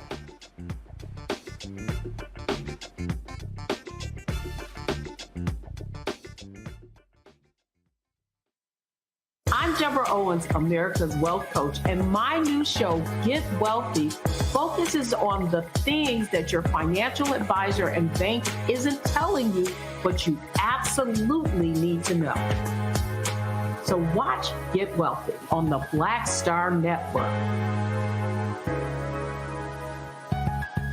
Hi, I'm Dr. Jackie Hood Martin, and I have a question for you. Ever feel as if your life is teetering and the weight and pressure of the world is consistently on your shoulders? Well, let me tell you, living a balanced life isn't easy. Join me each Tuesday on Black Star Network for A Balanced Life with Dr. Jackie. We'll laugh together, cry together, pull ourselves together, and cheer each other on. So join me for new shows each Tuesday on Black Star Network, A Balanced Life with Dr. Jackie.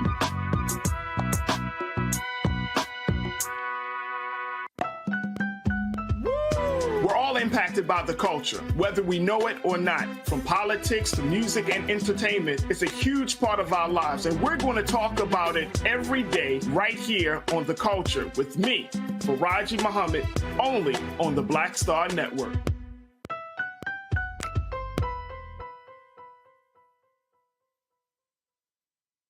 Pull up a chair, take your seat. The Black Tape with me, Dr. Greg Carr, here on the Black Star Network. Every week, we'll take a deeper dive into the world we're living in. Join the conversation only on the Black Star Network.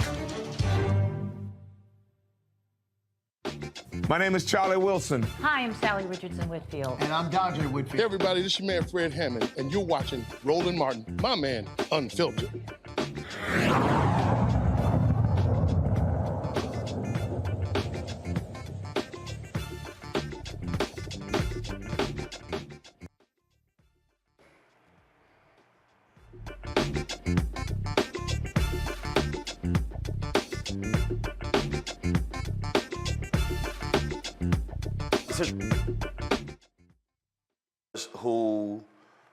Whose lives were turned upside down when forced into confessions raping a white woman in Central Park. We now know that's a lie. People were calling for them, like Donald Trump, were calling for them to get the death penalty because of what happened. Now, when you go to Central Park, there's actually now a monument to the Exonerated Five. That was unveiled this week. Joining us now is Yusef Salaam, Raymond Santana, who joined us right now, and we're going to be Kevin Richardson as well. Gentlemen, glad to have the three of you here. I just got to ask, I mean, this was the place that what y'all were accused of, where they wanted to bury y'all. Now, when folk walk through that park, they now have to see Exonerated Five. Just share your thoughts about that. Ain't that something, right? Ain't that something? You know, to come back and it's 33 years later, and to come back now and to see that this gate exists now, it just shows people. It sends a message. It tells people that as long as you never give up and you can overcome any obstacle. You know, the Exonerated Five, we were the Central Park Five then, right? And we had this 10-year sentence, this 5 to 10-year sentence. Corey had a 5 to 15. And it wasn't just a prison sentence, it was a death sentence. It was a social death. We were considered outcasts. We were level 3 sex offenders, right? We wasn't supposed to survive prison. If we did, we were given a social death. We wasn't supposed to survive out in society. And so to have this gate now, it speaks volumes. It shows people that you can overcome obstacles no matter how much you feel that you at your last rope or you drink or you can't do anymore. There's always that little extra step that can take you over the hump. And we are examples of that. Definitely. Yeah, you said when I travel the country, I love to see black monuments. And if I'm going through the train station, it's A. Philip Randolph. When I'm going through the airport in Jackson, Mississippi, it's a display for Medgar Evers. When I'm going through Austin, Texas, Congresswoman Barbara Jordan. When I'm going through Hartsfield Jackson, the plaque on the wall of Maynard Jackson. And I always stop and read it. And what's important is that the story is also on this gate. Folk have to see what New York City and America did to y'all. Yeah. That's found about this whole situation. You know, they didn't want us to. You said first. You said first, then Kevin. Okay, great. Yeah, they didn't want us to become who we became. And the truth of the matter is that they buried us alive and forgot about us, but they forgot that we were seeds. They forgot that man plans and God is the best of planners. And so in the era of truth, in the day where all things good are coming back into the forefront, here we are being able to receive our flowers while we're still alive, uplift our family's good name, and be restored in a way that is magnificent and powerful, and that also leads the way forward for younger generations to see we got to keep persevering, we got to keep pushing forward. This is such a momentous occasion. 20 years after we were exonerated, that whisper that was dwarfed in the same way when you think about the juxtaposition of when they shouted our guilt. They shouted when they thought we were guilty, they shouted it from the mountaintops. But when they found out we were innocent, they whispered it in a way that only the rats in New York City had heard. And so to be able to appreciate this, for people to walk through this, for people to be able to touch us and commune with us and break bread with us, and to say, man, those guys right there, because of them, we know we could do anything. Powerful, powerful. In many ways, Kevin, what y'all dealt with was a modern day lynching. You're simply here to tell a story. Yeah, it is. You know, and we always could compare ourselves to the modern day Scottsboro boys. You know, this is legacy. What just happened. You know, we must always tell people, don't forget what happened to us. You know, we must remind people what we've been through, and we've been through the worst, and to still be here and be relevant and let people know that we're here. It's definitely monumental, and it's something that I'm still processing it right now, man, because this is talking about legacy. We was already inspiring people, but now this is on another plateau right here. And also, I think this is important because every NYPD cop, when they walk past that, they got to see that monument. They got to see that, Raymond, because it was the actions of those cops and those prosecutors that led us to this point. Yeah, and that's the reason why, you know, for me, that became the reason why, you know, I was so eager to, you know, to push and to put out mediums, because at the end of the day, it took them 2.5 years to charge us, try us, and convict us and send us to prison. But they never knew that we were going to become fighters, and they never knew we was going to come back and come back stronger. And now you got to deal with us for the rest of your lives. So we want that. We want those mediums that are shown, so to keep a constant reminder. Every time you see us in the newspaper, every time you see us on TV, every time you see us writing a book, every time you see us now, when you see this wall, you see this gate, you have to constantly be reminded of what you did to us. We never want you to forget that. And the reality, Yusef, there are so many brothers and sisters who are forgotten, who are sitting in jail right now. There's a brother in Missouri on death row, where they have evidence he did not do it. They are still trying to kill him. Man, you know, we represent them. I've always said that we are the microcosm of the macrocosm of cases just like us. Systemically, they want people to believe that we are anomalies, that this is just, you know, we don't do this. This is not how America gets down. This is absolutely how America gets down. This is what they call the American nightmare. And for Black and brown bodies, we struggle through this. We try to figure out, how do we fit in this place where we become, they look at us and by the color of our skin and judge us, not by the content of our character. They deem us to be dead men walking by telling us that we're going to be dead or in jail before we reach the age of 21. And for many of us, we believe that because we play that out, or it's played out on us. We didn't escape. We didn't escape that. We were 14, 15, and 16-year-old children. And so now we represent something bigger. We represent something better, something noble, that all of the individuals who are in prison, all of their cases need to be re-examined, especially the ones who are saying that they're innocent. Because when people are guilty of crimes that they have committed, they usually say, "Mash, you do the crime, you do the time." But the individuals who did not do the crime, they are the ones who often speak of their innocence, just like us. And so I think we represent those individuals whose voices have been turned down and muted. We need to echo and uplift their voices, because these cases need to be seen and need to be heard. There's a problem in America, and the problem is a problem that they look at the color of your skin and not the content of your character. and they judge you by that. And then they make you part of the disenfranchised people. But the question is, have you ever really been part of the franchise? Constitutionally, which has never been reformed, we were always seen as 3/5 of a human being when it was being ratified. That document has never included us as full human beings.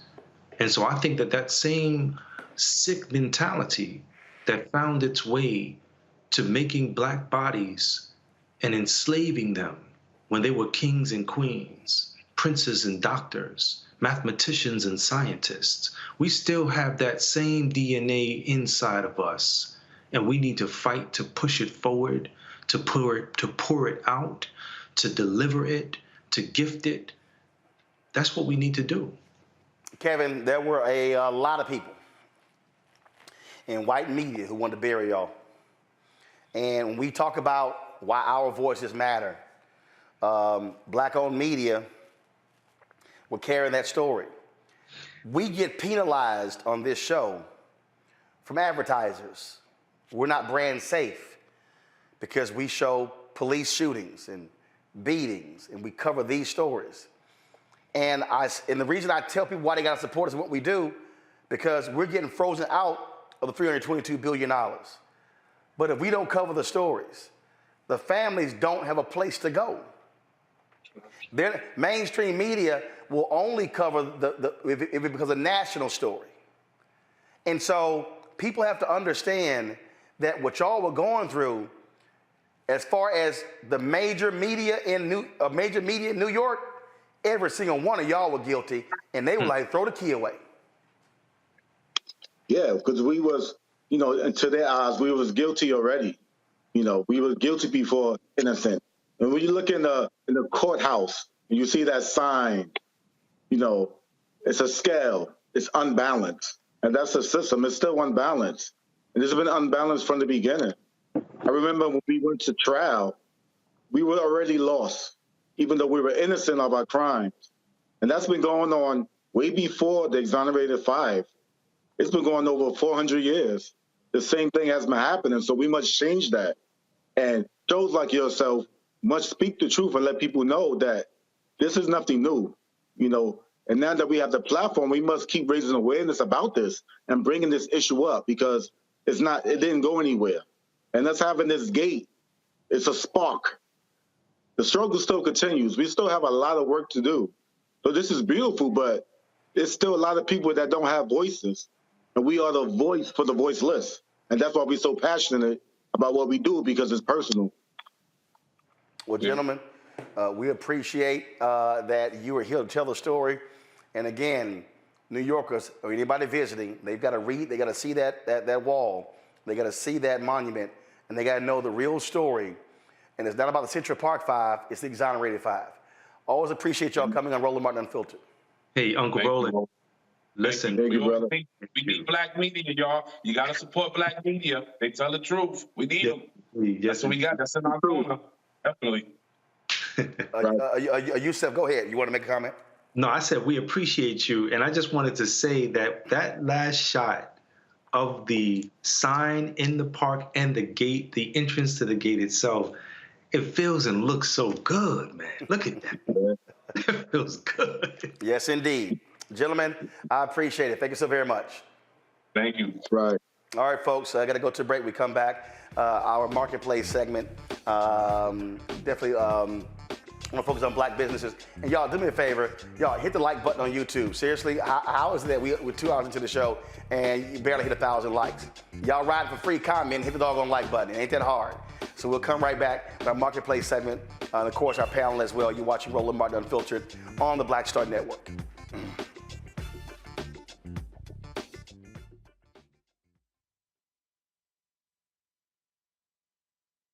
I am on screen, and I am representing what a black man is to the entire world that's gonna see this. And this might be the only black man, a representation of a black man that they see. Right. So I am responsible, right, for how they see black men. And it's my responsibility to, if I am not playing an upstanding, honorable, someone with a strong principle and moral core, to make sure that this character is so specific, right, that it is him, not black men.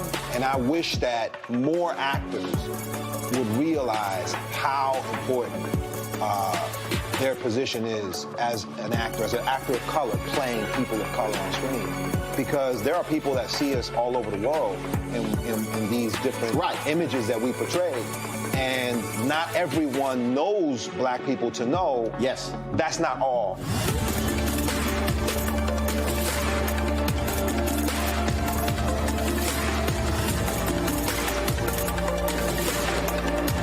I'm Deborah Owens, America's Wealth Coach, and my new show, Get Wealthy, focuses on the things that your financial advisor and bank isn't telling you, but you absolutely need to know.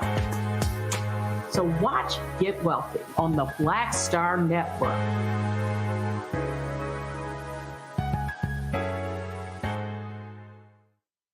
Hi, I'm Eric Nolan. I'm Shantae Moore. Hi, my name is LaToya Luckett, and you're watching Roland Martin Unfiltered.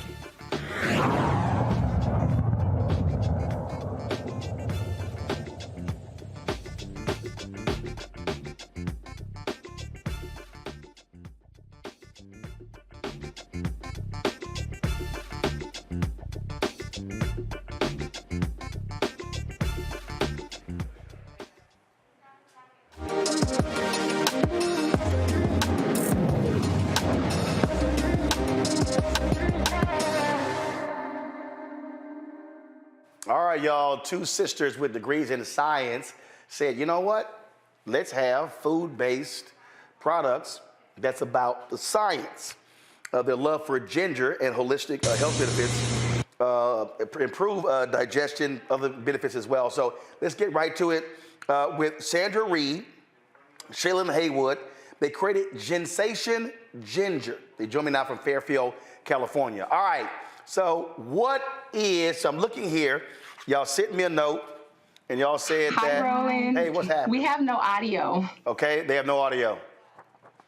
What's up? You hear me now? Hey, yes, we can hear you. All right. Hello. So y'all sent me a note, and y'all said Ginsation is a daily drink made with all natural ingredients and no artificial sweeteners. Ginsation is the drinkable version of a ginger shot. What's a ginger shot? A ginger shot. First off, thank you so much for having us, Roland, and your team for finding us. I'm Shaylin. And I'm Sandra. And so most people have some type of experience with ginger, and usually it's a ginger shot. Most of us run to those when we're not feeling well, we have a cold or a flu. And so you mean like right now, I have a bad cough because I'm allergic to smoke. And we were at the tailgate at the SWAC championship, and that was about 3 weeks ago. And once it gets in my system, it takes a long time for that cough to get out. So people take ginger shots for stuff like that? Typically, ginger is excellent for everything. Okay. Especially immunity, digestion, weight loss, detox, common cold flu symptoms. So you have several there for you to go ahead and try. And what's different about our beverage is it's made with organic Peruvian ginger, which is the highest premium quality of ginger you can find. And it is the main component in Ginsation. And just so you know, Ginsation is a ginger sensation. All right, so we've got citrus mist, and it says ginger, lemon, and honey. Mm-hmm. Then we've got cherry delight, ginger, honey, cherry, ACV. Yes, apple cider vinegar. Got it, and lemon. All right, let's see here. Okay. Sunshine burst, ginger, lemon, tangerine, and honey. Yes. Okay. And then ginger beverage, ginger and elderflower. This is the fresh zest.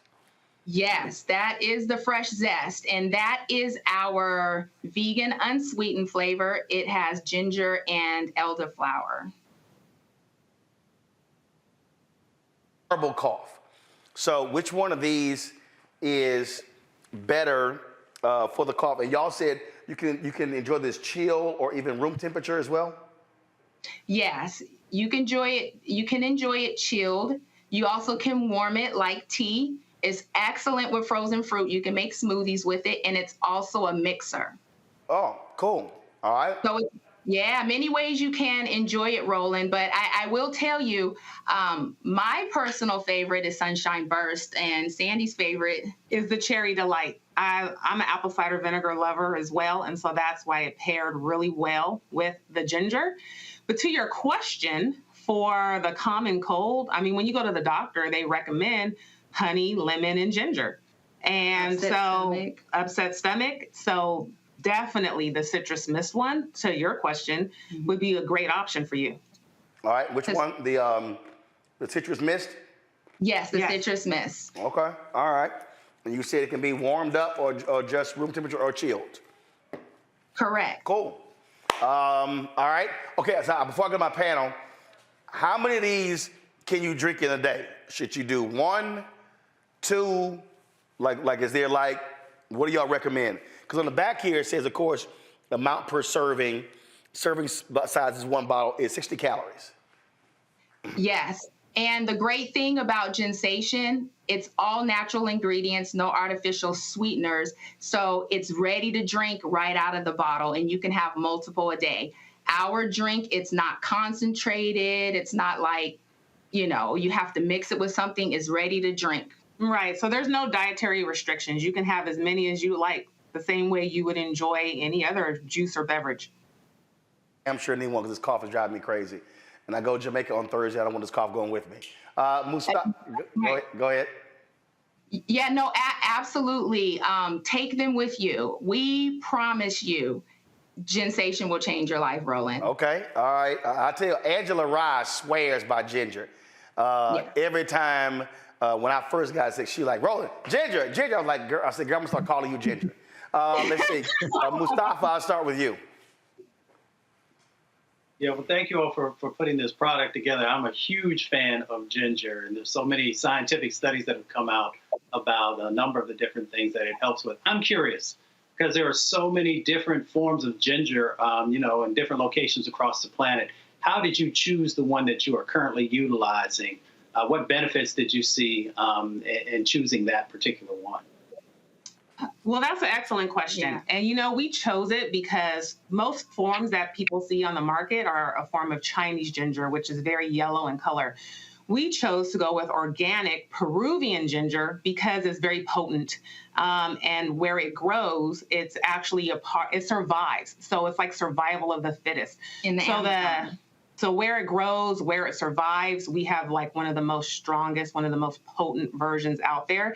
And that's why when you're sipping Ginsation, you can really be sure that you're going to get the heat and you're going to get the potency along with it. And especially with it being the main ingredient and not just a flavoring agent in the bottle. And I'll just add to that, we have organic Peruvian ginger that's grown in the Amazon basin, and Peruvian ginger, it has the highest content of natural oils, which is why you're going to get that spice. With every sip, you're going to notice the difference. It's not just the flavor. Typically, some ginger ales and drinks are flavors of ginger. We have the real deal. It comes from the actual ginger root. Cool. Randy. I just want to say I'm so intrigued by the product. I mean, you are right. Ginger and the health benefits of ginger has long not been indisputed. So, but I have a question. Can it replace like a ginger beer? You said it could be used as a mixer. Yes. A lot of people love making Moscow mules, which calls for ginger beer. One thing that I asked you guys to take a look at is most people, one of the biggest things we're doing is working on educating. Take a look at your nutrition panel. Take a look at the nutrition facts. They speak for themselves on Ginsation. So I will tell you the difference is we are non-carbonated. Ginger beer is carbonated, but we are very low in calories, sugars, and carbs. We even have one that's 0 added sugar and carbs. So you definitely can go ahead and have this. And I also want to add to that, none of our flavors have sodium in them as well. And Shaylin and I both have backgrounds in sciences, and her degree is actually in kinesiology and health nutrition. So when she was putting together this formulation and working on it, there was a lot of thought that went into it. We wanted to be able to have something for everybody, but yet we also did not want to cause that reoccurring circle that can happen a lot of times in our communities, which is our palates being conditioned to very sugary drinks. You can have something fun. You can have something good. You can have something that you can have on a day-to-day basis and not feel guilty for it. And that's why we also avoided, white sugars and sugar preservatives and processed sugars. And we went with a natural form of wildflower honey. Michael. All right, Sandra and Shayla, hey, this is a great story, and as somebody that used to teach entrepreneurship at a local community college here in Detroit, these are stories I love to hear about. I was wondering if your product is available in grocery stores, how can people buy it besides online, and do you also wholesale to small African-American owned businesses? You have vendors who at festivals during the summer and things like this and have booths. Do you wholesale to small African-American owned businesses as well? Yes, absolutely. We wholesale to all small businesses, and particularly in the Black communities, because we're working toward educating. A lot of us believe ginger ale and ginger beer is real ginger. So we're also available. Yeah, it's actually quite, alarming when we're doing our sampling for all people. When they actually taste it, it's a spice. And when you have ginger ale, you think it's sweet, it's sugar. But we just can't wait for you guys to try them and for Roland to have them and be feeling better in no time. But to finish answering your question, we are in 10 retail locations in California at Nugget Markets, and we're rapidly expanding in 2023. And we're also available online, but we have a lot of small businesses. Julo Shop, which is a Black online store, they sell our products. So yes, we are trying to help each other. All right, then. All right, well, look, this is absolutely great. First of all, and again, where can people go if they want to get their products directly? Yes, you guys can go to our website, which is drinkginsation.com. We have a special for Roland, and you use code Roland. Today, we're doing it for 48 hours, so it'll end on Thursday. You buy 6 bottles, we give you 6 bottles for free. Wow. So you can play, have fun with the flavors, even send some to your friends and family. And we're also available for those in California. We're at Nugget Markets, and you're going to be seeing us in some other retail stores very soon. We're really excited about it. Well, that's awesome. And trust me, I will be drinking one of these going home because this cough is driving me crazy. But it's all good. I'm fighting through it. So again, folks, it's Ginsation Ginger. Follow them at Drink Ginsation. You see their social media there on Twitter and Facebook as well. Go to their website. Thanks a bunch for both of you being on the show. Thank you, Roland. And Roland, for having us. Thank you so much. And if I can tell you this, we follow you on Instagram and we see you live working out. Perfect pre or post refreshing drink. Most of our consumers love doing that because it's low sugar, low calorie for their workout. So we're having a 24-day challenge. We would love for you to join us at the top of the year. So we look forward to connecting with you, being able to do that. All right. Thank you All right, so much. sounds great. Go ahead. Just add one thing? When you go to our website, please sign up for our email list. You will continue to get updates from us as founders, as Black businesswomen. We are out there to help. We're a Christian-owned company. And, we know God gave us this platform to spread the word, to educate, and to turn non-believers into believers. So please sign up. There's lots of information always coming from us. And we are ready to share what we're learning on our journey. Oh, someone in our chat asked, where should I go to college? I went to UC Riverside. And I went to California State University, Fresno. And we are both members of Alpha Kappa Alpha sorority. Well, good. So folks are asking that, so I said, I'll go ahead and ask that question. All right, then. Well, appreciate it. Good luck with the product. Thanks a lot. Thank you. And I'll let y'all know what I think about it. Yes, we can't wait to hear. Thank you, Roland. All right, thank you so very much. I appreciate it. Mustafa, Randy, Michael, I appreciate y'all being on the panel as well. Thank you so very much, folks. That is it. I'm here tomorrow and last day in the studio before I go on vacation on Thursday. I told y'all I ain't talking to nobody. Don't be texting me. Don't be calling me. I ain't hollering at nobody. I already told my CFO and assistant, if it ain't that major, don't hit a brother up. Let them know right now, because I don't even want to think for 10 days. I ain't want to think. So that's what I'm trying to get rid of this dadgum cough before I go. So I appreciate it. Folks, I'll see y'all tomorrow. Don't forget, download the Black Star Network app, Apple phone, Android phone, Apple TV, Android TV, Roku, Amazon Fire TV, Xbox One, Samsung Smart TV. Join our Bring the Funk fan club. Check your money orders. Go to P.O. Box 57196. Washington, D.C., 20037-0196. Cash App, $RM Unfiltered. PayPal is R Martin Unfiltered. Venmo is RM Unfiltered. Zelle is Roland at RolandSMartin.com. Roland at RolandMartinUnfiltered.com. And get a copy of my book, White Fear, How the Browning of America is Making White Folks Lose Their Minds. It's available at all bookstores, Barnes & Noble, Amazon, Target, and of course, you can also download your copy on Audible as well. Okay, folks, that is it. I'll see y'all guys right here. Yep, yesterday, I rocked North Carolina Central. Today, I'm rocking Jackson State. And so the Southern people, calm down, calm down. I'll be rocking y'all powder blue and gold tomorrow on Roland Martin Unfiltered. I'll see y'all then. Holla!